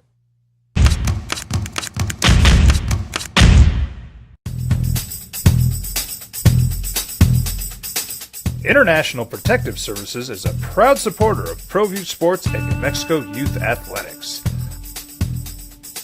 IPS provides residential and commercial security services in the Albuquerque metro area. For more info, please call 505-897-2420 or visit internationalprotectiveservice.com. Sometimes it's the small things that make life easier, like never worrying about being declined at an ATM when only cash will do. They just hit me with another candidate for comeback player of the year. I imagine this would qualify. I don't know why it wouldn't. Derek Carr. NFC South, he says, is so bad. I mean, I don't know. Derek Carr got benched, basically told don't come to work, right? I mean, if you're going to tell me Matthew Stafford, who was hurt, or Deshaun Watson qualifies, or Calvin Ridley, who got suspended for a year, I guess Derek Carr, who basically they said, yeah, go away. We'll pay you. Just do not come to work for the last 4 weeks of the season. I imagine he would qualify for comeback player of the year. Absolutely, because if they are giving it to a guy just because he wasn't a starter. Who's that, Geno? In Geno Smith last year, over guys like Christian McCaffrey and Saquon Barkley. Who would you have voted for? Who would you have voted for last year? There is no definition. Well, all right, so who would have been your guy last year? So all the names that we have thrown out? Last year. Because Saquon coming back, Saquon might have been my guy. My definition yeah, of comeback player of the year, it's like, overcoming adversity, got hurt, missed some time, came back. But it can be anyone who was just maybe a nobody and had a really good season. Yeah. Yeah, and Geno kind of was and maybe nobody, and then came back and had a good season, right? Absolutely. I mean, that's the definition of what Geno was. Who would you have voted for last year? I actually like Geno. I thought the way he came back, and now partially it's because of the trade. I was watching them a lot closer than I have in past, but I thought Geno did a good job. I got no problem with Geno. This one does, because JJ, to your point, Geno came back from Look, we all got to remember, and I know time heals and time forgets, and shouldn't smoke them dadgum cigarettes and all that, but where are we? So let's just say 11 months ago, 10 months ago, or 12 months ago, we were talking about the NFL season last year. Going into Seattle was going to be the worst team in the league. Seattle, Pete Carroll didn't know what he's doing. It's past him. The game is past Pete Carroll. He don't know what the hell he's doing. They don't have a quarterback. They're going with Geno Smith. They're garbage, right? Well, it was Drew Lock at first until he got COVID. That's fair enough. They're going with Drew Lock or Geno Smith, so they don't have a quarterback. It was literally they don't have a quarterback, right? The Seattle Seahawks were the biggest miss for everyone last year. Who's coach of the year last year in the NFL? I mean, and I know last year we talked, you could have made a case for Doug Peterson, for Pete Carroll, for Andy Reid. Brian Dable. Yeah, the Giants. I mean, that makes sense. There were so many candidates last year for coach of the year, right? What was the first year guy? Yeah, the Eagles guy. What's Italian name? Help me. I can't remember his dang name. Anyway. Old Stevie. Stevie from the block. You know that guy. That guy over there. There were a lot of candidates last year. Pete Carroll, I remember having this conversation with you a lot. I was all over the Pete Carroll train last year. Taking them to the playoffs was big. Look, man, he was done. People were, everybody was turning on Pete Carroll. They're going to have the number 1 overall pick. That's right. So wait, they're in the playoffs? Well, and they were contending. And they lost the first round game. They lose the Eagles. Yeah. No, they didn't, because the Eagles would have had a bye. Yeah, it probably would have been the 49ers. But what they did with that roster, and then they went out and by every account had an insanely good draft, right? Maybe the game hasn't passed Pete Carroll by. I mean, I get it. He's a very polarizing figure. And when he got sideways with Russ, everybody sided with Russ. And now we're looking back and going, really? Who was at blame here? everybody is now kind of turned on Russ. Yeah, he lost a lot of his defenders, right? The Legion of Boom all went away. But you can't keep that together that long. Like, salary cap leagues, you can't do that. Everybody wants theirs. They get it. I mean, look at your guy in Denver, Bruce Brown. Right? People get their ring and then they want their bag. They want their money, right? Yes. And he got his. He got a lot. Yes. And Denver's like, there's a limit, man. Yeah, you had a few good games in the playoffs. But I'm not giving you that kind of money. And that's what happened in Seattle, right? Everybody, they became champions. They all wanted their money. There's only so much to go around. And so it came back on Pete Carroll. Well, I mean, I don't know about Pete Carroll. All right, so who's this team in the AFC that might be the team to beat that is not the Kansas City Chiefs? Is it the Bengals? To me, they're the number 2. They've been to the Super Bowl. They lost the AFC title game to the Kansas City Chiefs last year. Joe Burrow has ascended as if there's a guy that I would bet to beat Patrick Mahomes right now, I'd feel confident picking Joe Burrow to do it. Well, I can make an argument that outside of Mahomes, if I look at the depth chart of the Cincinnati Bengals offensively, that they're better than Kansas City. You're going, wait a minute, Jeff, stop. No, hear me. Okay, Kansas City's better at quarterback and at tight end. Okay? Cincinnati, I believe, is better at running back with Joe Mixon. I believe their top 3 receivers may be the best threesome in the National Football League with Jamar Chase, T. Higgins, and Tyler Boyd. Right? Now, is Irv Smith Jr. a good enough tight end? I don't know, but do they need one? It will be good enough in spurts when you have that receiving core. I can make an argument that they're better defensively. They have better skill players than the Chiefs. They just don't have Patrick Mahomes and Travis Kelce, right? Who is, like, Kansas City? Joe Burrow and Jamar Chase is as close as you're going to get. 100%. In the AFC. Now, if Kansas City gets DeAndre Hopkins, like they're talking about maybe, then to me this thing goes nuts.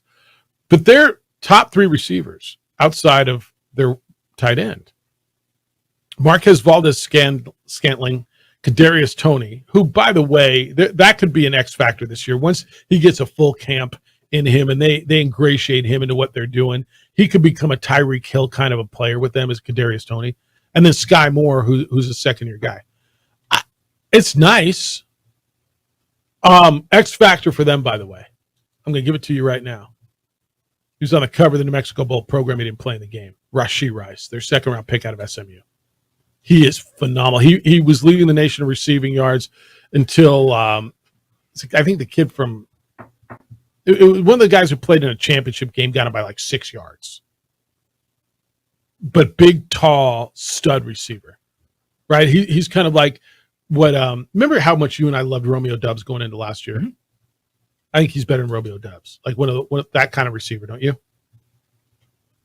But look, that's nice. Kansas City's good, and they got Travis Kelce, and they got Patrick Mahomes. I don't know. Do you disagree that Cincinnati, you can make the argument that they've got better skill position players? I know you just said that. Yeah, I mean, I think that's very fair. The running back, I'd take Mixon over Clyde Edwards-Helaire. I would definitely. They basically have 2 number ones at wide receiver. That is tough to beat. Clyde Edwards-Helaire is listed as their number 3 back. Not even the running back. Pacheco and McKinnon. And Pacheco's nice. McKinnon's nice. Dude, I love Jerick McKinnon when he's healthy. Then he's healthy for like 2 games, and then he's down. Well, that's also this highlights that Patrick Mahomes is insane.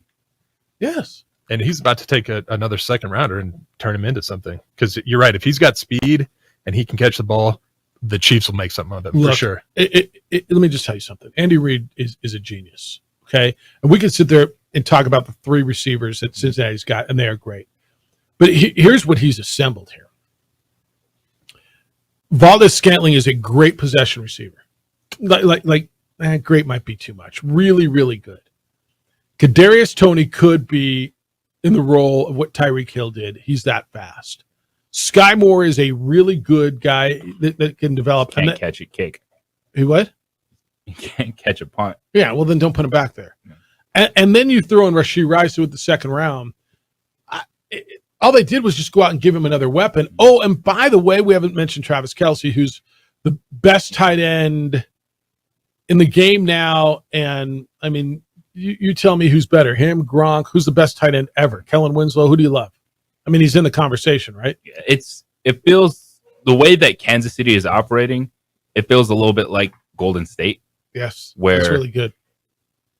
I know they like Rice, but I don't know how he's going to crack the rotation. Like, it's one of those things, like, kind of like you. Why? Because dudes get hurt every week. Yeah, but I mean, like, if you're a veteran guy, you're going to fit in very nicely, kind of, as opposed to seeing a young receiver go off. We haven't really seen that in the offense. So that's why I'm looking at Tony, absolutely, because he was there at least a little bit last year. Love what they do. His speed, the way that they're going to work him in. I think Rashee Rice pushes Sky more for playing time. Oh, yeah. Well, it'd be interesting, too, because on the outside, Rice, a little bit bigger, not a blazer. No. But then, what they need, though, is because Juju Smith-Schuster left. And so they do have that intermediate role, even outside of Travis Kelce, that they need someone to step up and take it. I mean, if you're looking for a late round rookie in your draft, that might be where to go. All right. This says the moment that you just know it's time to retire, JJ. The moment you know. How do you know? We're going to get into that when we come back. Here on the opening drive on 95.9 FM and AM 610, the Sports Animal. Sadly, Albuquerque is known for a lot of things, but not for safety and security. That's why Aaron Jones opened up IPS International Protective Service back in 2006, helping to protect homes and businesses up in the Four Hills area. That's his business, to protect your home, to protect your business. I've trusted IPS for years. They come by my house every single day. They roll by every day. But now they're looking for help. So if you're a former or retired police officer, if you've got military or security experience, if you want to make our city a better place to live and work, he's asking you to fill out an application at ipsglobal.com. You'll get world-class professionals to train you to handle almost any situation. You're going to work for a great company, and you're going to be doing insanely wonderful things for our community. Call 505-897-2420. That's area code 505-897-2420. Or you can fill out an application online at ipsglobal.com. Join IPS if you want to make Albuquerque a better and safer place to live and work. This report.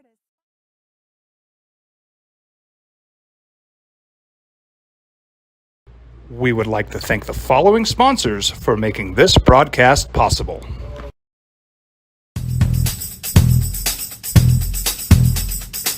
International Protective Services is a proud supporter of ProView Sports and New Mexico Youth Athletics. IPS provides residential and commercial security services in the Albuquerque metro area. For more info, please call 505-897-2420 or visit internationalprotectiveservice.com. We fight the battles no one hears about. We drop into the middle of firefights to rescue others. And act as one-man air traffic control towers. We're the ones who go before all others.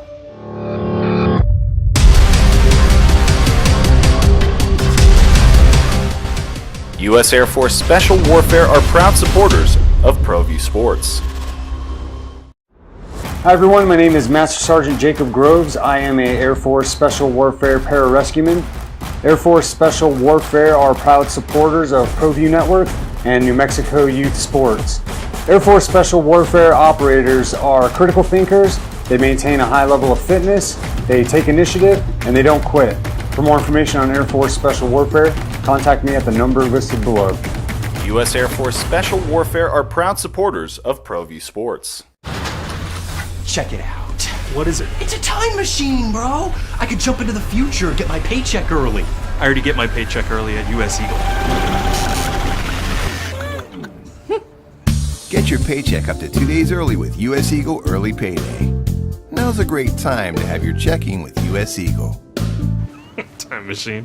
Your girlfriend breaks up with you in 22 hours, 53 minutes. Wait, what? Seth?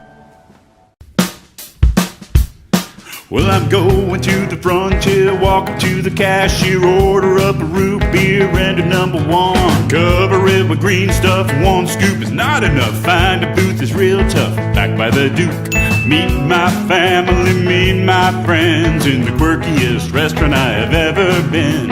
All of Albuquerque's favorite spot, it's the Frontier Restaurant. The Frontier Restaurant is a proud supporter of ProView Networks. These are more than just the sounds of a safe place to go after school. These are the sounds of interest being ignited and of mentors making an impact. At Boys and Girls Clubs, we don't do just one thing. We do whatever it takes to meet the needs of every kid who comes through those doors. Because whatever it takes is what it takes to build great futures. Great futures start here. Sometimes it's the small things that make life easier, like never worrying about being declined at an ATM when only cash will do. With your coverage from US Eagle, we'll cover you, even if the money's not there. That's a good feeling. And we do it with no extra fees or penalties. It's called trust, and we think that's important, especially if we're asking you to trust us. At US Eagle, that's just part of what it means when we say people mean more. We fight the battles no one hears about. We drop into the middle of firefights to rescue others. And act as one-man air traffic control towers. We're the ones who go before all others.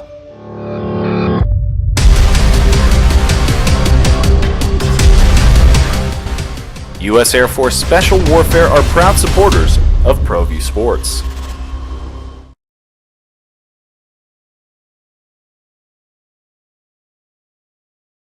We would like to thank the following sponsors for making this broadcast possible. As a mom, I try to make the best choices for my family and our health. That's why I choose Western Sky Community Care. It's a Medicaid plan with quality health coverage and special benefits like Boys and Girls Club membership credit, additional dental benefits, and wellness and support programs. I decide which Medicaid plan is right for us. I choose Western Sky Community Care. Learn more about Western Sky Community Care by visiting discoverwesternsky.com today. Don't sacrifice quality and flavor when you're in a hurry. Golden Pride offers ribs, fried chicken, green and July red of chili 2008, breakfast burritos, a new show and on Frontier AMC Cinnabon. called Breaking Bad. It started earlier that year, was really gaining traction. I am the one who knocks. Kind of amazing how we somehow outlasted Breaking Bad. Steve Alford was in his second season as global basketball coach. Tiger Woods won the U.S. Open on a bad leg. The Celtics beat the Lakers for the NBA championship. And after a 22-year absence, the Boston Celtics are NBA champions once again. I remember going into Lobo football season that year, and I asked the question if Rocky Long, the head coach who went 9-4 the previous season and won the New Mexico Bowl, had earned the right to have a down season. The Lobos went 4-8 that year, losing 6 one-possession games, and we got our answer. Rocky resigned, certainly under pressure from the then athletic director and some of you vocal fans. And I said at that time, Lobo fans would live to rue the day Rocky resigned from his alma mater. It sure did take a while for UNM to get back to a bowl game again. And now Rocky Long is doused in victory. And the second New Mexico Bowl is over, and it goes to New Mexico, shutting out the Wolfpack for the first time since 1980. 15 years and 15 days is brought to you by All In Autographs, Albuquerque's premier sports memorabilia and collectible destination. Are you amped? Don't do that. Don't do that. Come on, bro. The Jim Rome Show is up next at 10 on 95.9 FM and AM 610. The Sports Animal. Best wide receiver in the draft for where he was taken, says Ryan, Keyshawn Boutte. He said, you're a homer. Homer. So the kid has so much talent. If Bill can get him on track, a late 6 is a steal. All right, I'll give you a late 6 as a steal. Best for where he was taken. Still a homer. Opening drive, 95.9 FM and AM 610, the Sports Animal. Jeff, JJ, and DC. So, how do you know when it's time to retire? I know some of you saying, all right, when are you stepping down? No. I don't think I'm talking about me. I hope I'm not. No one is saying when do you know it's time to retire from being an athlete? It's kind of one of the most discussed but never answered questions in sport, right? How do you know? Do you go Mark Brunell and hold on forever while somebody continues to give you a bunch of money, $4, $5, $6 million a year to hold a clipboard and be a locker room guy? It's not a bad way to go out. Or do you hold on like direct deposit just keeps hitting? Yeah. Or give me the Bobby Bonilla deal. Do you just one day say, I know it, I can't play anymore? Do you say I want a few more checks, even though Johnny Unitas with the Chargers, Joe Namath with the Rams, O.J. Simpson with the Niners, right? Richard Sherman knew when it was his time, didn't he? You either find out the hard way or you're forced out when you're at the end. I just thought this Richard Sherman story over the weekend was really funny on his podcast. Because Richard Sherman at the end, he was with the Buccaneers. Remember Richard Sherman, Legion of Doom, Stanford. I mean, he was terrific. He's trying to hold on, and he said that it was the season he was in Buccaneers. He was trying to come back from a little bit of a calf injury. He was lining up against Devontae Smith of the Philadelphia Eagles. And Rich Sherman said he must have ran a comeback. He must have stopped, and I tried to stop, and my whole groin said, snap, snap, snap, snap. My whole groin's speaking to me, man. And I think at that point in time, you realize I just might be done. And that is a game that will humble you quickly. It's I guess at that point, and look, everybody holds on for different reasons, right? Do I need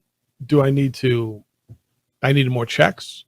Do I not know what I'm going to do with my life? I mean, honestly, right? Sometimes like, what am I going to do with my life? People don't know where am I going next?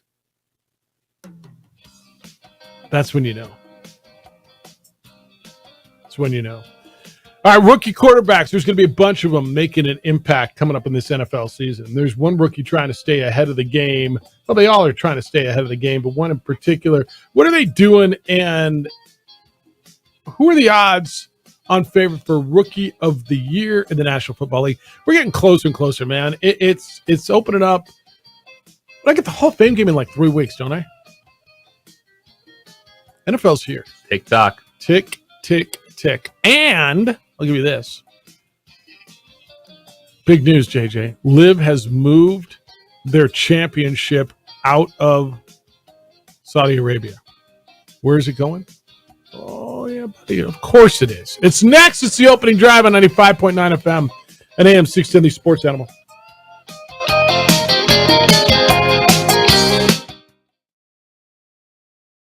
We would like to thank the following sponsors for making this broadcast possible. We fight the battles no one hears about. We drop into the middle of firefights to rescue others. And act as one-man air traffic control towers. We're the ones who go before all others.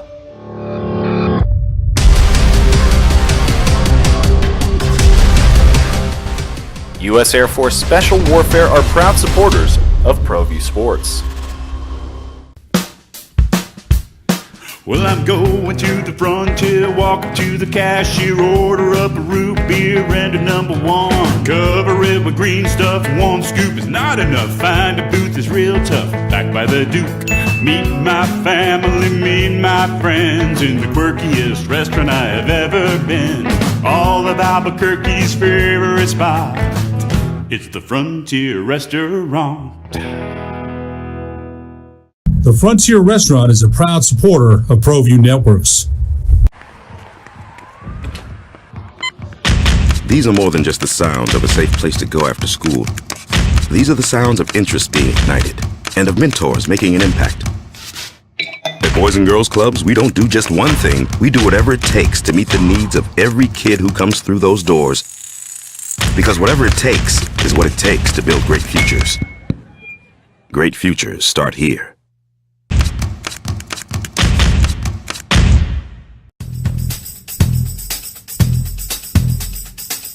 International Protective Services is a proud supporter of ProView Sports and New Mexico Youth Athletics. IPS provides residential and commercial security services in the Albuquerque metro area. For more info, please call 505-897-2420 or visit internationalprotectiveservice.com. Sometimes it's the small things that make life easier, like never worrying about being declined at an ATM when only cash will do. With You're Covered from US Eagle, we'll cover you, even if the money's not there. That's a good feeling. And we do it with no extra fees or penalties. It's called trust, and we think that's important, especially if we're asking you to trust us. At US Eagle, that's just part of what it means when we say people mean more. Hi everyone, my name is Master Sergeant Jacob Groves. I am a Air Force Special Warfare Pararescueman. Air Force Special Warfare are proud supporters of ProView Network and New Mexico Youth Sports. Air Force Special Warfare operators are critical thinkers. They maintain a high level of fitness, they take initiative, and they don't quit. For more information on Air Force Special Warfare, contact me at the number listed below. U.S. Air Force Special Warfare are proud supporters of ProView Sports.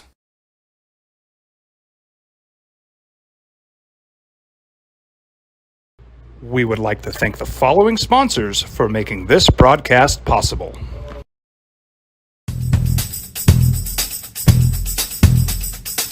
International Protective Services is a proud supporter of ProView Sports and New Mexico Youth Athletics. Todd says, if PJ and Liv can unite Jeffy, then why can't Major League Eating bury the hatchet with Stigiyashi so he can eat against Joey Chestnut? I don't have the answer. Why? What's the labor holdout between? He just said Stigiyashi, and I can't remember the guy's real name. he just threw me completely off. Yeah, have you met Scott Stigler? I have not. He was just in here. Stig is a legend in this market. Former sportscaster over at Channel 4, host on this station, and of course on KKOB, and he's over in the sales area. But people love to take, Stig and make it, American Stigalo and Stigman Freud, and in this case, Stigiyashi. What's the labor dispute between Stigiyashi, or what's it again? Kobayashi? Kobayashi. Yeah, that's right. And the Major League Eating, do you know? I mean, I got to get to the bottom of this. All right, Liv has moved, JJ. It's championship. So the season-ending team championship was initially going to be played at November 3rd through the 5th at Royal Greens Golf and Country Club in Saudi Arabia. And they've been working, and they're moving it back to Trump National in Doral. So Trump's course is going to host at the Blue Monster the Liv Championship. Look, let me just tell you this, too. I've tried, and this whole dispute between Nexstar and DirecTV has prevented me from watching anything on Fox, CBS. They got to figure this out by the time football season starts, right? Yep. Because I can't watch it. Do you have DirecTV still? Nope. I do, and I can't watch anything on Fox or CBS or CW. And so every time I go to watch the Liv, oh, yeah, you're out. And then, Jeff, you can find it on. I'm done. I'm sitting in my chair with my remote. I didn't go grab another device. Is that wrong? Am I lazy? Is that just old guy? You want to be comfortable. I mean, come on now. All right, C.J. Stroud, rookie quarterback. He had a recent session with Robert Woods and Tank Dell and his tight end, Dalton Schultz. They were at the University of Houston. C.J. Stroud is the quarterback of the Houston Texans. Second overall pick, right? Said that his goal for the remaining time before camp is to build on what the team did over the course of spring. Although he's not yet been anointed the number one. I don't even know. Who else is on their damn roster? Davis Mills still there? Yep, your boy. That's right. Love me. Davis Mills. Love me some Davis Mills. Gonna take out CJ Stroud. No, he's not. Look, when you're horrible and you draft a quarterback, you got nowhere else to go. Case Keenum's on that roster, too. Do you know that? I do now. Case Keenum is on that roster. Do you know where Case Keenum played college football? I do not. Houston, and that's where he is now, back in Houston, where he had an incredibly good career at the University of Houston. All right, so Houston, with their first year defensive-minded, vets. They open up at Baltimore versus Indy, at Jacksonville versus Pittsburgh. They can win some games, right? I really am interested in the Houston Texans. I think they're a franchise that did everything right this offseason. When you look at they drafted well. They swung for the fences, man. Yeah. Are you kidding me? What they did? Yeah. Will Anderson to get CJ Stroud and Will Anderson. Yeah. And I know you are a big D'Amico Ryans guy now. Just because I shook good his hand. Buddies, hung out at the Final Four. Just because we laughed a little bit because he the Final Four, he's like, I'm an Alabama guy, and I'm like, yeah, sorry, not sorry. No, I hung out. I mean, I met him, shook his hand. It was a spark. I know there was a spark. There's a bald guy spark, yeah, between you guys. That's right. But this is the team that in this day and age, everything has been about. You got to have the offensive guy come in and take over. Got to have the offensive guy come in and take over. But I think Ryans, the way he connects with the players, still being that young guy coming from San Francisco, and everything coming out of San Francisco right now has been really good. And he brought in a young offensive assistant to take over this offense. I think Houston is a team that I don't know if it's going to be if it's next year. No. But no. I'm going to give him a 2-year window, and it's going to be one of those moments like Jacksonville had last year. You're like, wow, this is really working. Like, So this dude is legit. They're in a division that's wide open. Okay, Jacksonville, you think is probably the class of it. Indianapolis is. I mean, I gotta believe is going to struggle, and Tennessee has been good, but there's so much uncertainty there. I don't know that I think the rest of the roster is that good. I think that they did what they needed to do. I think if Dameon Pierce is healthy, their guy who was a rookie running back last year was very good. They got some veteran backup running back in Devin Singletary. I like Nico Collins as I don't know if he's their number one. I guess he has to be their number one receiver. Robert Woods, the former Ram, former Titan, is there. I don't know what he's got left. So I question, who is CJ Stroud throwing to? Does he have someone? Dalton Schultz is his tight end. Nico Collins, Robert Woods. Where's my number one receiver? Where's his favorite target coming from? So I think they're at least a year away offensively, and I think CJ Stroud struggles a little bit. I don't know that I love what they're doing with the offensive line. Laramie Tunsil's probably the anchor at left tackle. But I agree with you on defense. I think they got better. And I look what Robert Saleh did. And the reason I bring up Robert Saleh is he also was a defensive coordinator with the 49ers and got a head coaching job, just like D'Amico Ryans. Robert Saleh went to the Jets. They built a really good defense there. Now then went out and got Aaron Rodgers. But as they were building a really good defense, they went out, they tried to get a quarterback. They got young running back, Breece Hall. They got a young stud receiver in Garrett Wilson. And it took him, was he in his third year now or his fourth year? Robert Saleh. I mean, it's been a minute now, right? So this isn't going to turn around. I just don't know that I love the rest of the roster, JJ. I agree with you that I think that they're going to be better. And I think defensively they make some moves and they win a game because of defense. But I think CJ Stroud, I just don't know who I think is going to be the guy that bails him out. And I think there's going to be some growing pains. Oh, absolutely. Rookie quarterbacks, especially those two teams, Indianapolis and Houston, going with Anthony Richardson and CJ Stroud. But there is a ton of upside in that division. Tennessee is just average across the board, but their average is at least veteran average. And you expect them to be competitive and even win some games next year. Ryan Tannehill, Will Levis, whoever it may be. And there's just some franchises that are a mess, and you just can think, all right, they're going to be a mess. It's going to be a disaster. But I think Houston really got it right this year. And I think in 2 years, that even if Trevor Lawrence stays on this ascension to be one of the top guys in the AFC, that when we're running down the list, he might be the fourth name out of your mouth over the next 5 years, that still a team like Houston could be pushing them for the division with the moves that they're going to make. Who do you like for Rookie of the Year? The odds-on favorite is Bijan Robinson, the running back for the Falcons. He's going to go in there and going to be their number one. Bryce Young, the Panthers quarterback, the number one overall pick, is the second betting favorite, and then CJ Stroud.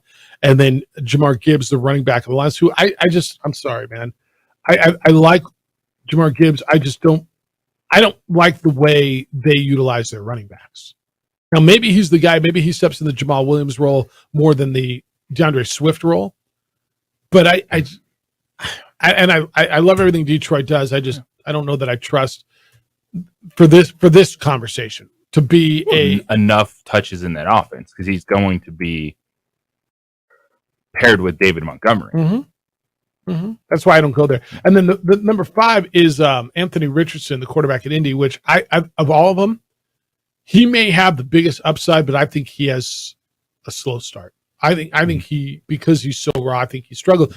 But you know who he reminds me of? In this is, you were on both these guys. You were on Lamar Jackson. You were on Deshaun Watson when they were coming out of the draft, more so than everybody else was. And those guys ended up being the best or the second best quarterback in their draft class. Anthony Richardson reminds me so much of those guys coming out of the draft.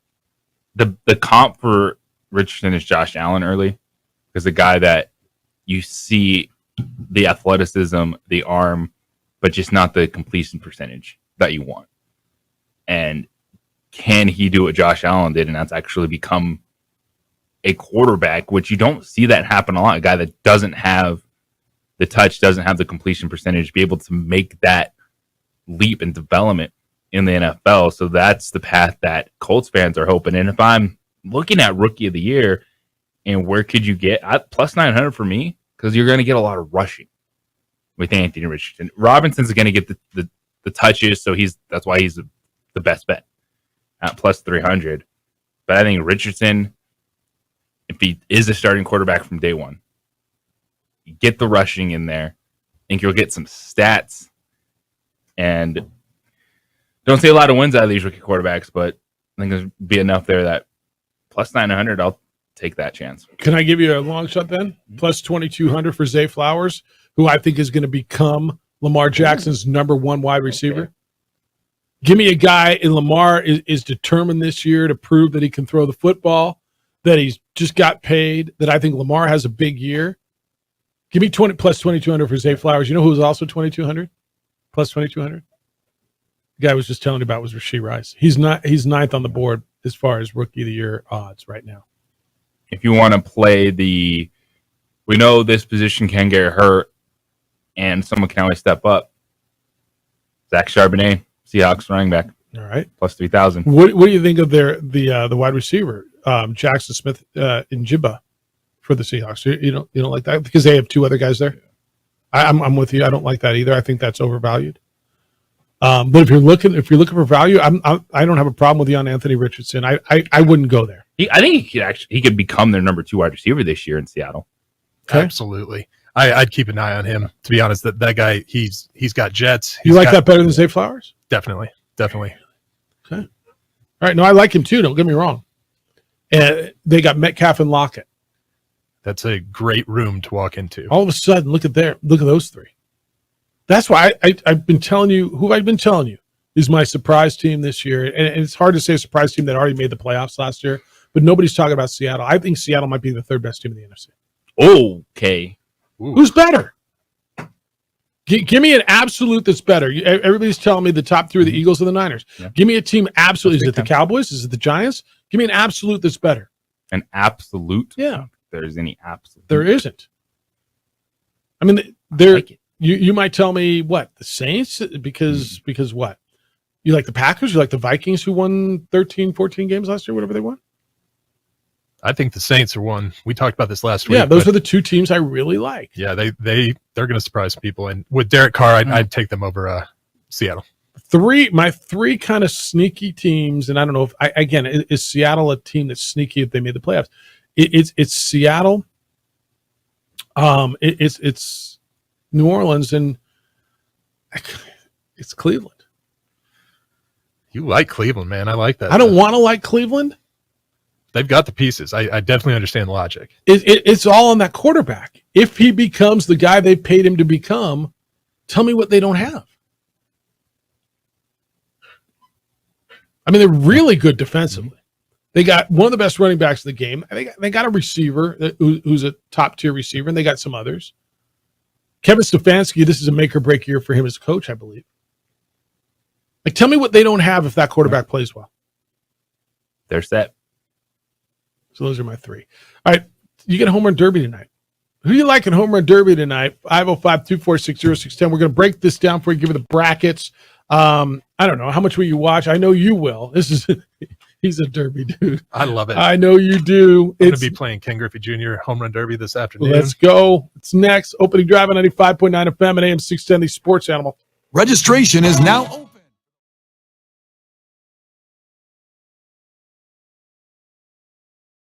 We would like to thank the following sponsors for making this broadcast possible.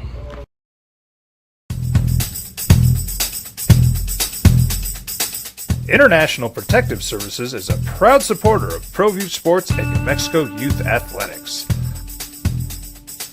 IPS provides residential and commercial security services in the Albuquerque metro area.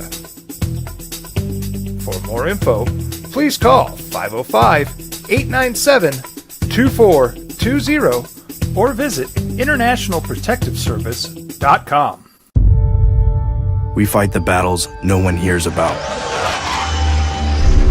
We drop into the middle of firefights to rescue others. And act as one-man air traffic control towers. We're the ones who go before all others.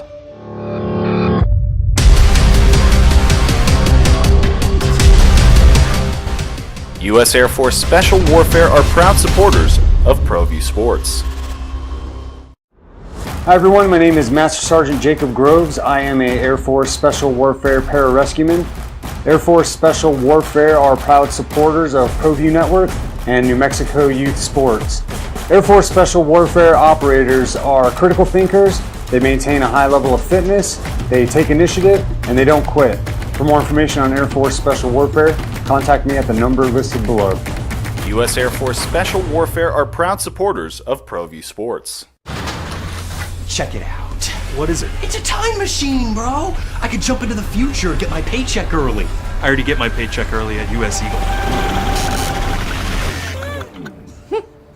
Get your paycheck up to 2 days early with U.S. Eagle Early Payday. Now's a great time to have your checking with U.S. Eagle. Time machine. Your girlfriend breaks up with you in 22 hours, 53 minutes. Wait, what? Seth? Well, I'm going to the frontier, walk up to the cashier, order up a root beer and a number one. Cover it with green stuff, one scoop is not enough. Find a booth is real tough, back by the Duke. Meet my family, meet my friends in the quirkiest restaurant I have ever been.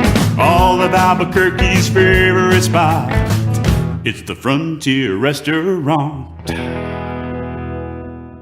The Frontier Restaurant is a proud supporter of ProView Networks. These are more than just the sounds of a safe place to go after school. These are the sounds of interest being ignited and of mentors making an impact.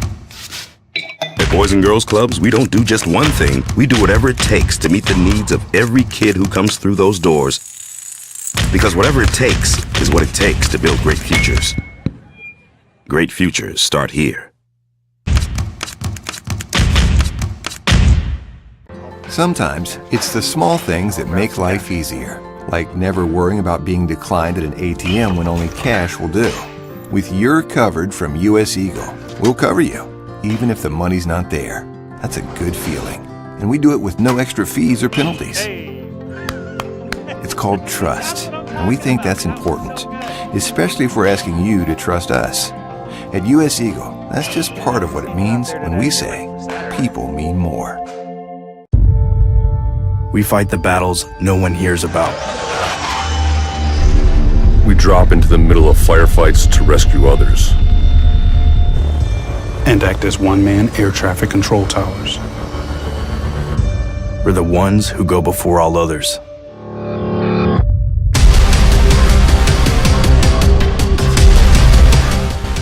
U.S. Air Force Special Warfare are proud supporters of ProView Sports.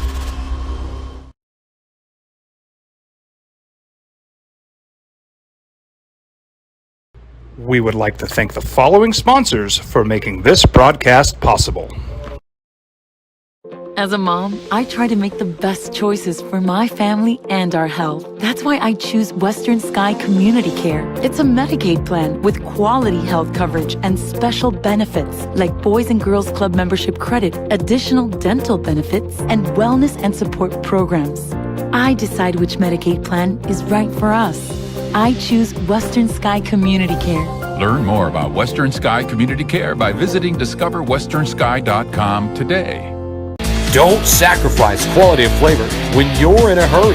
Go some of the other teams. It's part of what goes into it. I'm not telling you I think the Saints are going to win the Super Bowl. I think the Eagles are. Although when you look through the NFC, I mean, if they get better, if Michael Thomas comes back, and they were a 7-win team last year with who? Andy Dalton. The mess that was going on was Andy Dalton, right? Jameis Winston, and then Andy Dalton, and by the way, Andy Dalton still believes he's a starting quarterback in the NFL. When do you know it's time to retire? I look at a situation where I think Alvin Kamara is still really good, right? Assuming he doesn't get suspended. Chris Olave is on the ascension, is he not? The way I look at it, they're not a surprise team because they're the favorites in the division. They were a 7-win team last year, but they're that's the fair. favorites in the division. That's fair. That's fair. So to me, that's not a surprise team. Okay. So what I look at is, are they Giants good? Can they get to the playoffs and win a game? Sure. Okay, so let's say right now they end up as the 4 seed, and they host a game in the first round against the Giants. Dallas. Green Bay. Yeah, last year Giants gonna win. Detroit. Minnesota. Yeah. Win a first round playoff. Yeah. I mean, as we sit here in July, and I don't know what the hell they're going to look like in November, let alone January. But if I said to you right now, all right, the Saints are going to host a playoff game, and they're going to host Minnesota, Detroit, Seattle. You give them a chance, right? Absolutely. The NFC is opening, saying that you believe Seattle's the third best team. I do. And it's not that. Someone has to assert themselves. Like, it should be the Dallas Cowboys. Wins all the regular season games, but they're not advancing in the postseason. Is it all right if I'm just not picking the Cowboys? I mean, every year that we've done this show, which is 15, I hear, I'm told it should be the Cowboys. And the talent's so good. And I don't know. When I look at the Cowboys now, I'm looking at a running back that they franchised coming off a major injury. Comeback player of the year. Well, that's fair. I mean, right? I'm looking at a quarterback who I think is good, but I don't believe is that guy that gets them to, the levels that they think they're going to. I like their receivers. I think their defense is good up front, but I question it in the back. And I look at a division, they made a change at offensive coordinator. And I look at a division where I think the Eagles are better. I think the Giants are as good. I mean, yeah, are they a playoff team? I think they probably are. Who do you? Oh, that shouldn't be in question. There should be no probably with the Dallas Cowboys, even in a wide open NFC. So there's 3 wild card teams, right? If I believe Seattle's getting one of them, and I do, okay. And I believe the Giants. I think the Lions are going to win the North, so I think the Packers and the Vikings contend. Dallas or the Giants. So I think you're asking yourself which one of those teams is not a playoff team. Or are they both, and there's only one team out of the North? And the wild card team to me, I'm not telling you surprise team, is Atlanta. Because I think they put together a roster down there. And if Desmond Ridder can be a quarterback and if he can ascend to be an NFL quarterback, I think they can be pretty decent.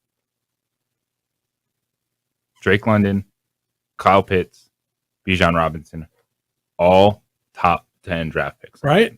And so their quarterback is not a top 10 draft pick. He's a second or third round guy. Can he be the guy? That's a team that all offseason, every time there was a quarterback available, we said, what about Atlanta? What about Atlanta? What about Atlanta? What about Atlanta? Aaron Rodgers to Atlanta, Lamar Jackson to Atlanta, right? And they stayed with their guy. Now, I don't know if that works out for them. Maybe they know something that we don't know. Desmond Ridder isn't the name that everybody else has. But if he's worth a damn, dude, they can be pretty good. Just saying. Who do you like in the Derby tonight? Pete Alonso. Everybody likes Pete Alonso. Are you on Pete Alonso tonight? No Mookie? I'm biased. When I saw him, Alonso, in person, just slamming home runs one after the other, like, he's my guy. Can I go? Hometown favorite? I'm going hometown guy. I'm going Julio Rodriguez. Look, Seattle's such a good baseball town. I think Seattle is one of the underrated sports towns in America. When I think of great sports towns, I think Boston and Chicago is the two best in whichever. It might be. I always think Chicago is the best sports town in America. They love their teams, win or lose. They come out they got great tradition. They come out for hockey. They come out for football. They come out for both baseball teams. The tradition with the Bulls. I think that's the best sports town in America. I think Boston, Detroit, and Denver are really good too.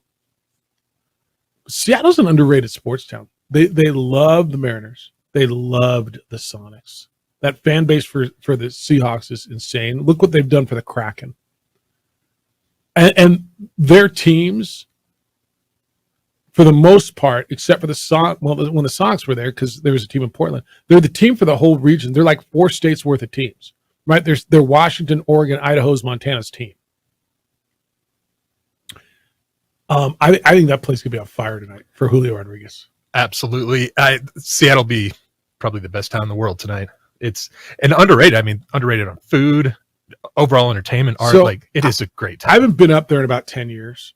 But when I lived in Washington State, I spent a lot of time in Seattle. I loved that town.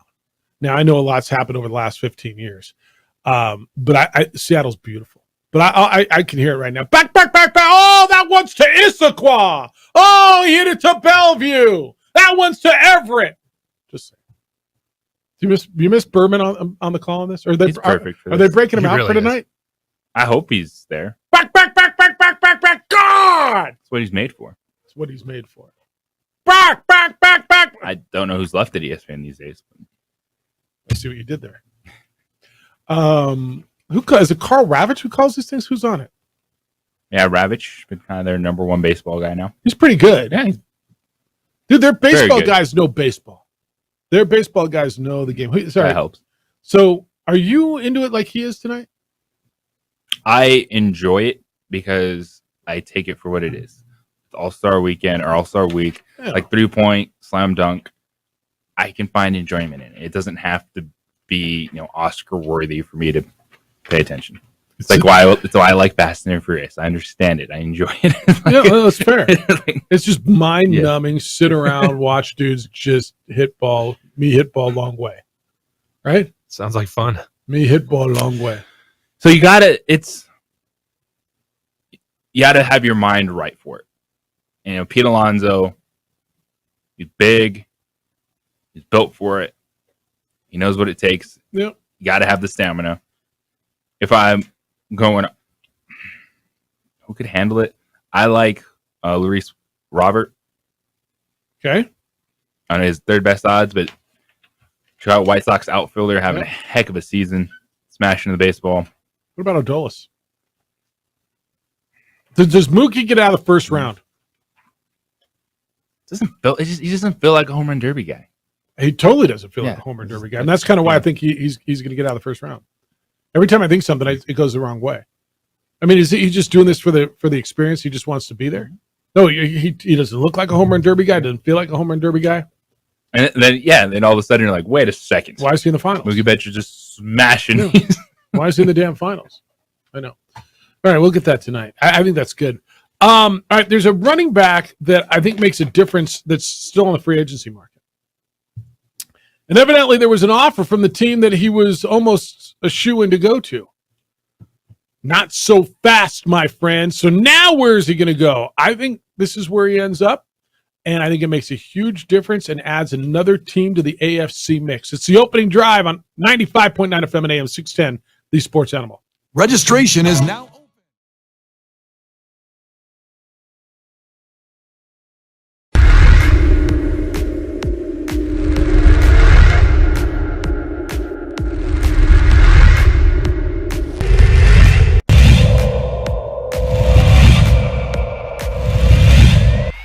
Pitch.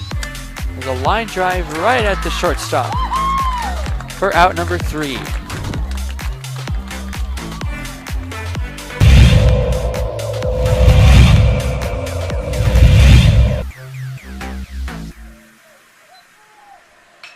Apodaca ripped to left field. That will bounce in, so it's going to be extra bases as they'll have to chase that one at the wall in the warning track. Flipped up, there's no play at home. So it's an RBI double for Andrew Apodaca.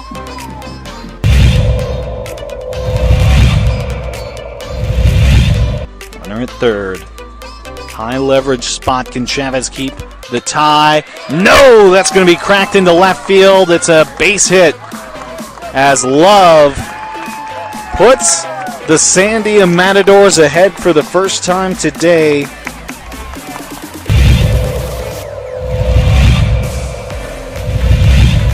The 0-2. It's upstairs, goes to the backstop, and the run will not score. Gun down at home.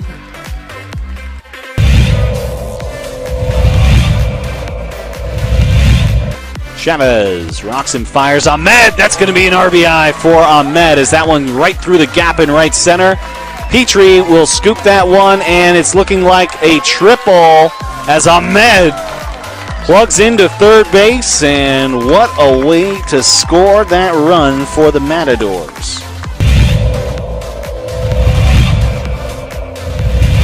Coach Romero barking out his orders there to his players. He's been around the game for a long time. Nice shot to center field. That'll bring runners in. Just like that, La Cueva will bring 3 runners in to go up 3-0. Runner advances to third.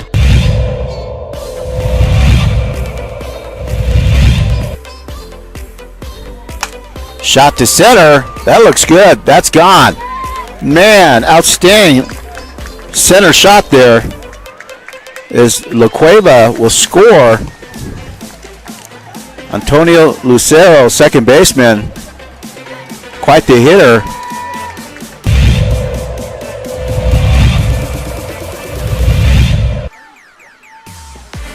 Shot to third, and good catch.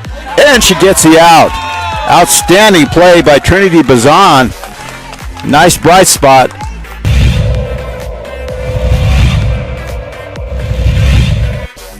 Costly errors allowed Cleveland to get 1 run.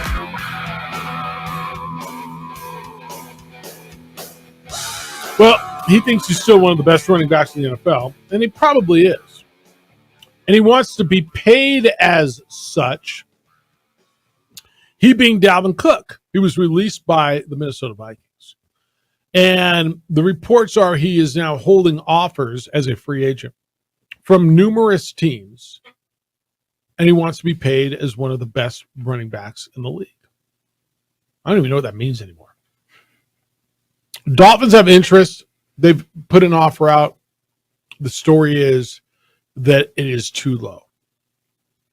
That he's not giving them a hometown discount. So who has the money? JJ, where do you think he ends up?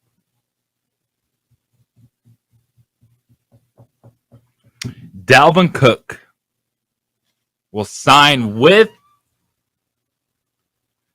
New England Patriots. I do too. And I think DeAndre Hopkins is going to sign there too. I think the Patriots are going to sign Hopkins, who's one of the... And all of a sudden, if they sign DeAndre Hopkins and Dalvin Cook, you think differently about Mac Jones, don't you? Their quarterback? Yes. Who's the best running back? Of all the teams, I look around, and Bill Belichick is a great coach, but great coaches are not great coaches without great players. Ramondre Stevenson is fine, right? He's a nice NFL running back, right? He had a fine season. He isn't Dalvin Cook. Now, if you want to tell me Ramondre Stevenson and Dalvin Cook are your 1-2, I'm listening. Juju Smith-Schuster is a nice NFL receiver. So is Devontae Parker. But you throw Nuke Hopkins into that, I don't know where you put New England then, and if they're even a playoff team, but they are a contender for the playoffs. And do we then? You probably aren't telling me they're as good as the Dolphins or the Jets because you don't trust their quarterback play, but the rest of their defense is good. Yeah, they're always good defensively. That's the Bill Belichick special. Is that team is going to be competitive, right, and find a way to compete on defense, even without Dalvin Cook.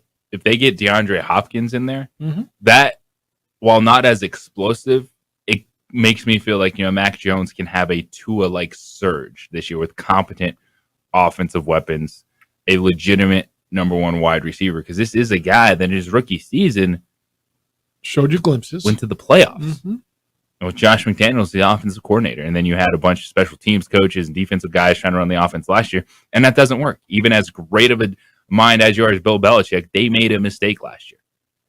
Now they got Bill O'Brien back as the offensive coordinator. If they can convince, my focus is Nuke Hopkins. If Dalvin Cook, all right, that's nice, but they figure out running backs in New England. They figure out a way to run the football. If they can get DeAndre Hopkins, then you're feeling like, all right, you are giving Mac Jones a chance to succeed. Well, I look at what they've got, and Juju's nice. Devontae Parker, okay. Kendrick Bourne, Tyquan Thornton. But who's the guy that you're saying, all right, that's helping Mac Jones become a really good NFL quarterback? Because Mac Jones is in that group of quarterbacks. Like, there's quite a few good NFL quarterbacks, but there's very few that turn average into really good. I would argue with you. And he's one of those guys that you give him great on the outside, then he's going to look a lot better. And he's never had that.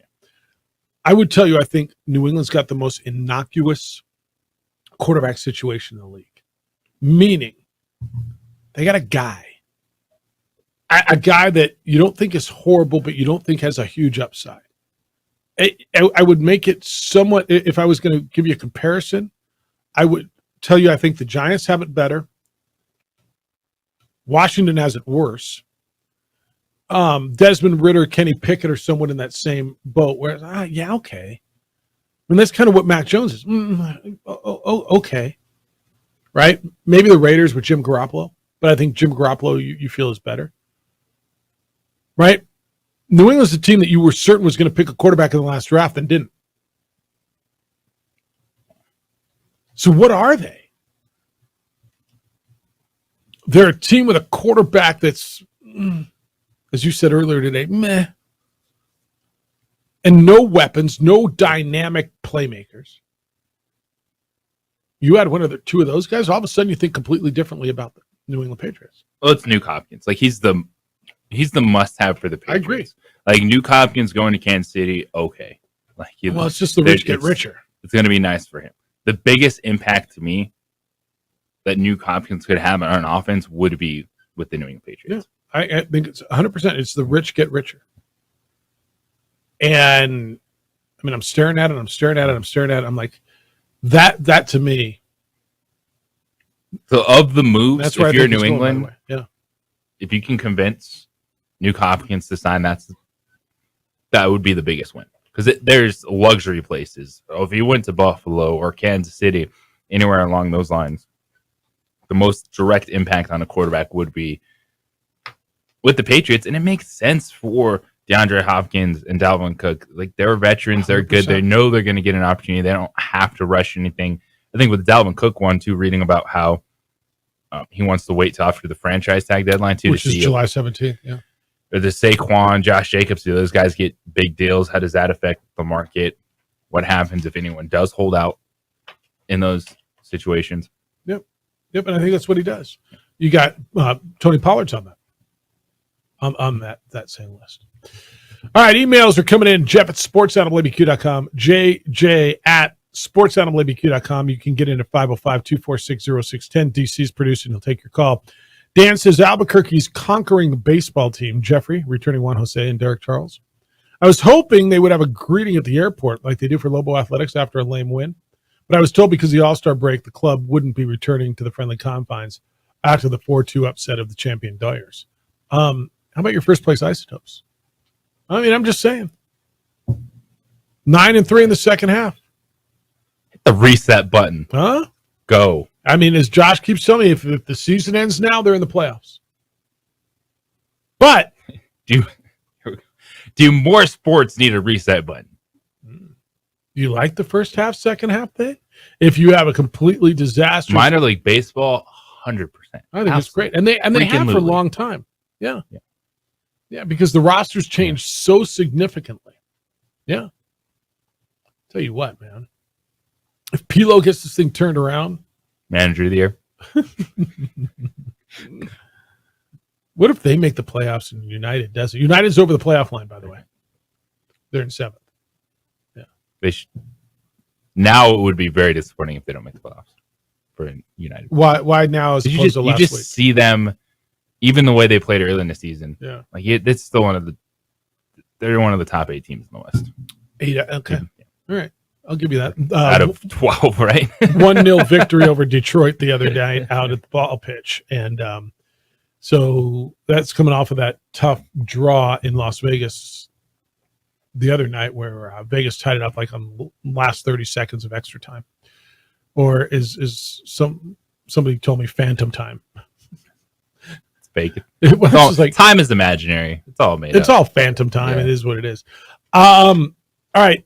When we come back, I'm going to get you up to date on everything you need to know going into your day. But this is interesting to me because he was everywhere.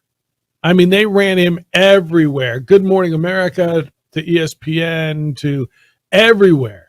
And now he's going to disappear from the media for the rest of the offseason.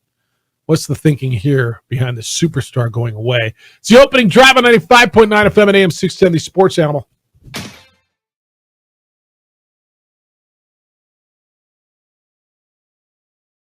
We would like to thank the following sponsors for making this broadcast possible.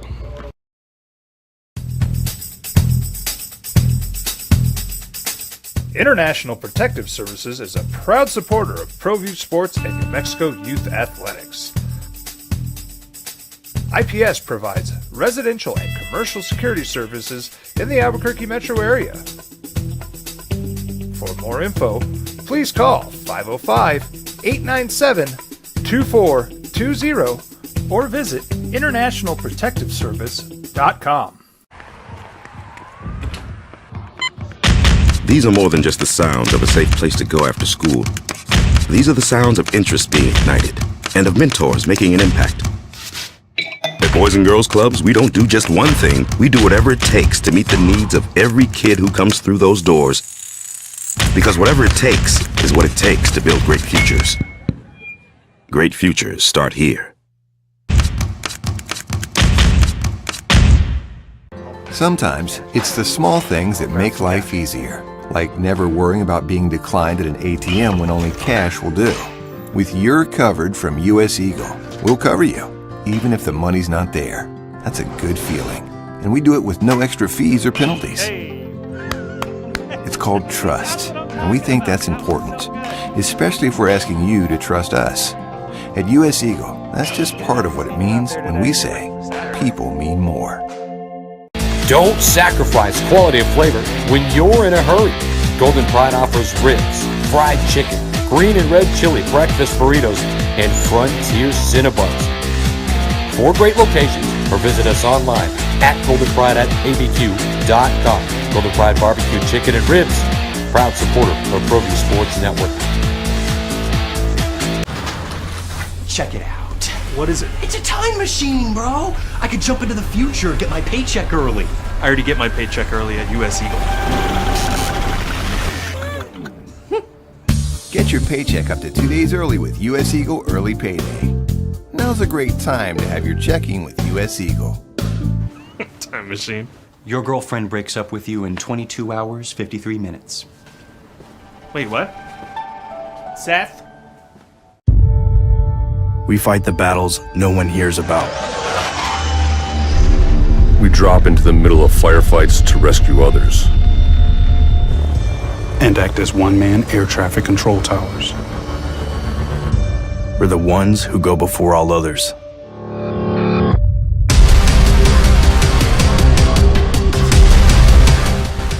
U.S. Air Force Special Warfare are proud supporters of ProView Sports. Hi everyone, my name is Master Sergeant Jacob Groves. I am a Air Force Special Warfare pararescueman. Air Force Special Warfare are proud supporters of ProView Network and New Mexico Youth Sports. Air Force Special Warfare operators are critical thinkers. They maintain a high level of fitness, they take initiative, and they don't quit. For more information on Air Force Special Warfare, contact me at the number listed below. U.S. Air Force Special Warfare are proud supporters of ProView Sports. As a mom, I try to make the best choices for my family and our health. That's why I choose Western Sky Community Care. It's a Medicaid plan with quality health coverage and special benefits like Boys and Girls Club membership credit, additional dental benefits, and wellness and support programs. I decide which Medicaid plan is right for us. I choose Western Sky Community Care. Learn more about Western Sky Community Care by visiting discoverwesternsky.com today. International Protective Services is a proud supporter of ProView Sports and New Mexico Youth Athletics. IPS provides residential and commercial security services in the Albuquerque metro area. Sports Animal. Albuquerque baseball team is so good right now. You want to keep playing Jeffers. You don't want to break. Says Gus. P.S. JJ sounds fresh. Feeling fresh after a week off? I don't know. Maybe you need another week off. Maybe. We'll see. Sounding fresh. All right. 505-246-0610. How to get here today. So Victor Wembanyama has been everywhere, JJ. I mean, like Good Morning America, CNN, Fox. I mean, whatever. Everywhere he's been. And I don't know if he's the most talented prospect since LeBron James, but there's been a lot of attention towards him. You even had the whole weird thing with Britney Spears and all that. So Wemby is going away. He is going to disappear from what he said from the media during the rest of the NBA offseason. How do you think that's going to work for him? I think it's going to happen. The right move for now, because you're still going to have your media appearances at Summer League, but it's okay to cut back on Good Morning America and things like that just to play some basketball, get ready for the season. It's hard to hide when you're him, dude. I don't know where he's going. Maybe he'll go back to France and they'll leave him alone. I don't know. This is Victor Wembanyama yesterday talking about what it's been like over the past month or so and why he's taken a media hiatus. Like in the past month, I think basketball wasn't even 50% of my schedule. That was, I can't stand it. I know it's a special moment in my life, but I'm glad it's over. Honestly, I just want to hoop. I just want to work out, lift, and because this is my life. Obviously, every first pick got to go through this, but it just makes me better for the future. I'm not sure every first pick has to go through this. Do you remember who was the first pick last year? It was Paulo Banchero, right? Mm-hmm. Did he go through this? Not to the extent. No way. I just want to hoop. I know this is a special moment in my life, but I'm glad it's over. Look, they in large respect, they created this too. And I don't know if this was the NBA's people doing it, if it was Wemby's people doing it, creating the media tour on which he went, right? They created this. They put him out there. He didn't have to do all that. And I'm not going to blame this 19-year-old kid for it. No, he's on the right path. Because when you listen to him talk, and he has discussed in interviews that he wants to be the best at media, and he understands the responsibility that comes with who he is. But you can also, at this time, go through your hype train as the number one overall pick, hit all those destinations, and say, okay, I'm going to do what's required as I get ready for the season. I think Wembanyama has handled this fantastically. The hype up to the number one pick, being the number one pick, having to do all the responsibilities that come with that, and now focusing on being a San Antonio Spur. Media can be brutal, and they will turn on you. You know who I feel played the media best. DC, give me an athlete you feel used the media. Was I've got an athlete in my mind that I feel was the best with the media during their career strategically, that upped their brand and backed it up certainly with play. But I mean, do you have an athlete that you feel during their career was the best with media? This is going to sound odd, but Marshawn Lynch played the media and good. made a lot of money really with good. it. That's really good. Did it in a completely different way. I think Shaquille O'Neal. Okay. And Shaq was out there every night joking with him. Yeah. No, Kobe, tell me how my ass tastes. Right. And he was the big everything, right? And the big hair. Just got the big Aristotle. Big Aristotle. And we're going to go out. And I thought he was the best. And you just said Wemby wants to be the best with the media. I mean, it's going to take something, but he's on the right. He's. Can I just tell you, for a 19-year-old young man, he feels insanely composed. He's doing this in his second language, by the way, right? So it's not even his native tongue. I think he's well-spoken. He seems to be gracious, but I can see, and just watching the clip I just played for you, just watching his body language, dude, he's done with it already. And he's gone through the draft and 2 summer league games. Wait till you go to Madison Square Garden. Wait till you actually do something in the NBA. Now, I believe he'll mature and he's going to get a good PR team around him. But I don't know. Do you guys see it just in the last 3 weeks? There's enough, man. Like the whole Britney Spears thing was bonkers. I didn't know who she was. I didn't know it was her. I can see walk him in a completely different direction. Yeah. No, I get it. But I can see him getting tired of this. And then the question is going to be, does it distract from him becoming the best basketball player he can be? The answer to that's no, because he understands it and he's making that decision right now. If it doesn't, like the media responsibility, it's going to be there. He's going to be doing his interviews, but there's also a time where you got to cut out the fat. And there's a lot of fat that you got to deal with when you're number 1 overall pick with that much hype. And he did it. He went through it. And I was like, I'm going to get ready for my basketball season so I can be a star. It'll be fun to watch. It's going to be interesting to watch because he's human, man. We're all human. And sometimes it's be careful for what you wish, right? And like he just said, I know this is a big moment in my life. I'm going to enjoy it. But like just watching that body language after last night's stinking summer league game. Who cares? Who gives a damn? He had 27, 12, and 3 blocks last night. Oh, okay. But yeah, we all want to watch it because we all want to see what the hype's about. So we care. But in the long haul, in reality, it's a summer league game against who'd they play last night? Do you know? Blazers. Who won? Because we talked about this morning. And Blazers by 5. Blazers by 5. 85-80, right? What was the spread? Spurs by 3.5. Probably. You degenerates. But he already looks beat up by it. And if I'm the Spurs, I'm concerned, and I'm reeling this in. It's the right time. 100%. You have responsibility as number 1 overall pick, and the hype that's surrounding him. He did all those, and he's different than just number 1 pick. Yeah, and now he is transitioning to haul it in, getting ready for the season, so you can live up to those expectations. Yeah, he was number 1 on the Spurs, and that's who he is now. He's another dude, and I'm reeling this thing in. All right, here's what everybody's going to be talking about as you go through your day. Larry Nassar, the convicted sex offending pervert doctor who was convicted, who's spending like 300 years in prison.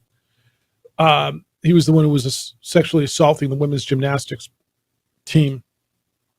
Stabbed multiple times in prison in Florida. I don't know if you care, but I know people will be talking about it.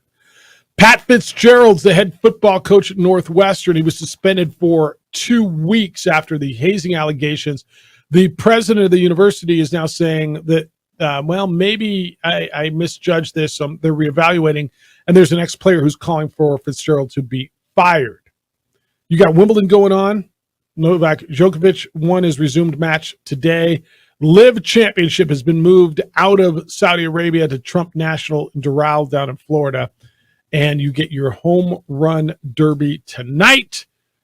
You like Pete Alonso. You like? Luis Robert. The White Sox. Okay.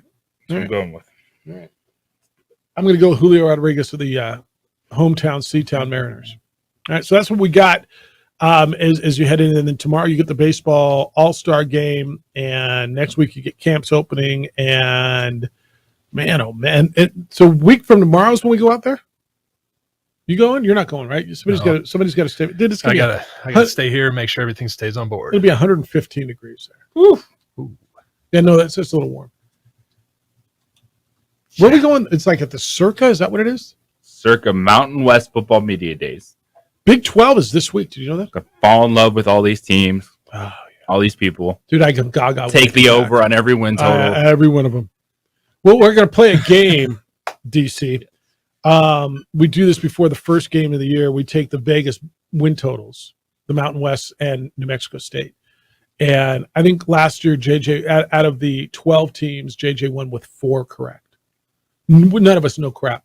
None of us know a thing. We all sit around. Marie didn't know. I mean, we come back and man, and be like, man, I met the right tackle for Hawaii. They're going to be great. I'm sold. They're really good. Just sold. They all have good stories, and they're. I mean, but I should make it. Hey, it's a good thing I don't bet a lot because I need a 5th job because I don't have enough. But yeah, it's fun though. It's fun. Hey, what does this mean? USA beats Canada in the thrilling shootout to beat what the Gold Cup. Which cup is this? Which one of soccer's cups? It's the gold. All right. So what does this mean? They're on to the semifinals. It's an annual Gold Cup thing. By the way, that NBA tournament, they are calling it a cup.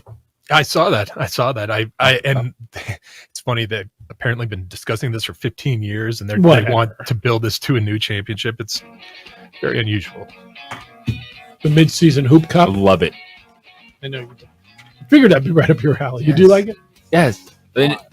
I will tell you why tomorrow on the opening drive. I can't wait to hear it. I really can't. That'll be good. It's going to be great. Dylan Hopkins, the Lobo quarterback's going to be in studio tomorrow, from what I understand, right? Looking forward to that. Got to buy your tickets, y'all. Jim Rome Show is next. Heard with Colin Cowards after that. 2 Men On comes your way at 4. No Isotopes Baseball because they are on the All-Star break. We're back with award-winning radio tomorrow morning, starting at, I don't know, you want to start at 7 o'clock tomorrow? Sounds like a date. Does that work for you? Let's do it. All right, great work, DC. Hey, don't sleep on the Cowboys and Cook. You like Dalman to the Cowboys. Don't sleep on that one. All right, I won't. Adrian, great work on the TV side. Big day for you? Huge day. Enjoy it. Be good to each other, please. Be kind, loving, caring, and sharing. We'll smell you tomorrow.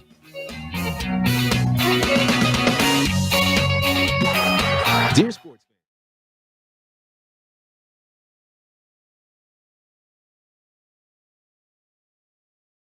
We would like to thank the following sponsors for making this broadcast possible.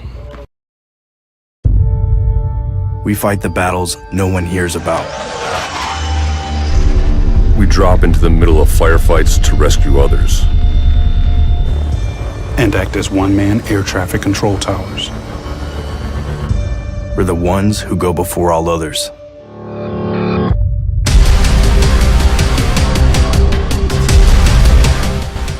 U.S. Air Force Special Warfare are proud supporters of ProView Sports. Well, I'm going to the frontier, walking to the cashier, order up a root beer and a number 1. Cover it with green stuff, 1 scoop is not enough. Find a booth is real tough, back by the Duke. Meet my family, meet my friends in the quirkiest restaurant I have ever been. All of Albuquerque's favorite spot, it's the Frontier Restaurant. The Frontier Restaurant is a proud supporter of ProView Networks. These are more than just the sounds of a safe place to go after school. These are the sounds of interest being ignited and of mentors making an impact. At Boys and Girls Clubs, we don't do just one thing. We do whatever it takes to meet the needs of every kid who comes through those doors. Because whatever it takes is what it takes to build great futures. Great futures start here.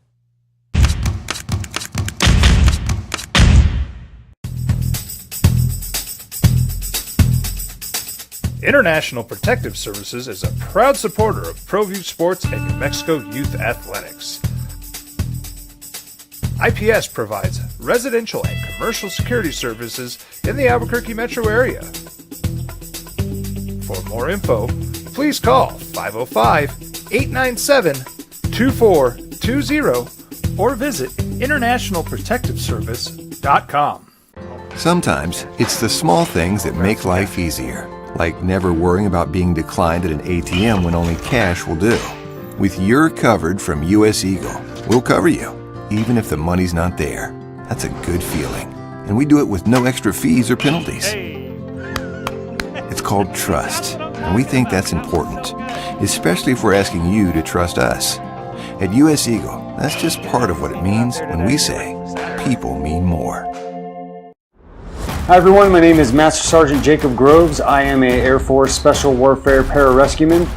Air Force Special Warfare are proud supporters of ProView Network and New Mexico Youth Sports. Air Force Special Warfare operators are critical thinkers. They maintain a high level of fitness, they take initiative, and they don't quit. For more information on Air Force Special Warfare, contact me at the number listed below.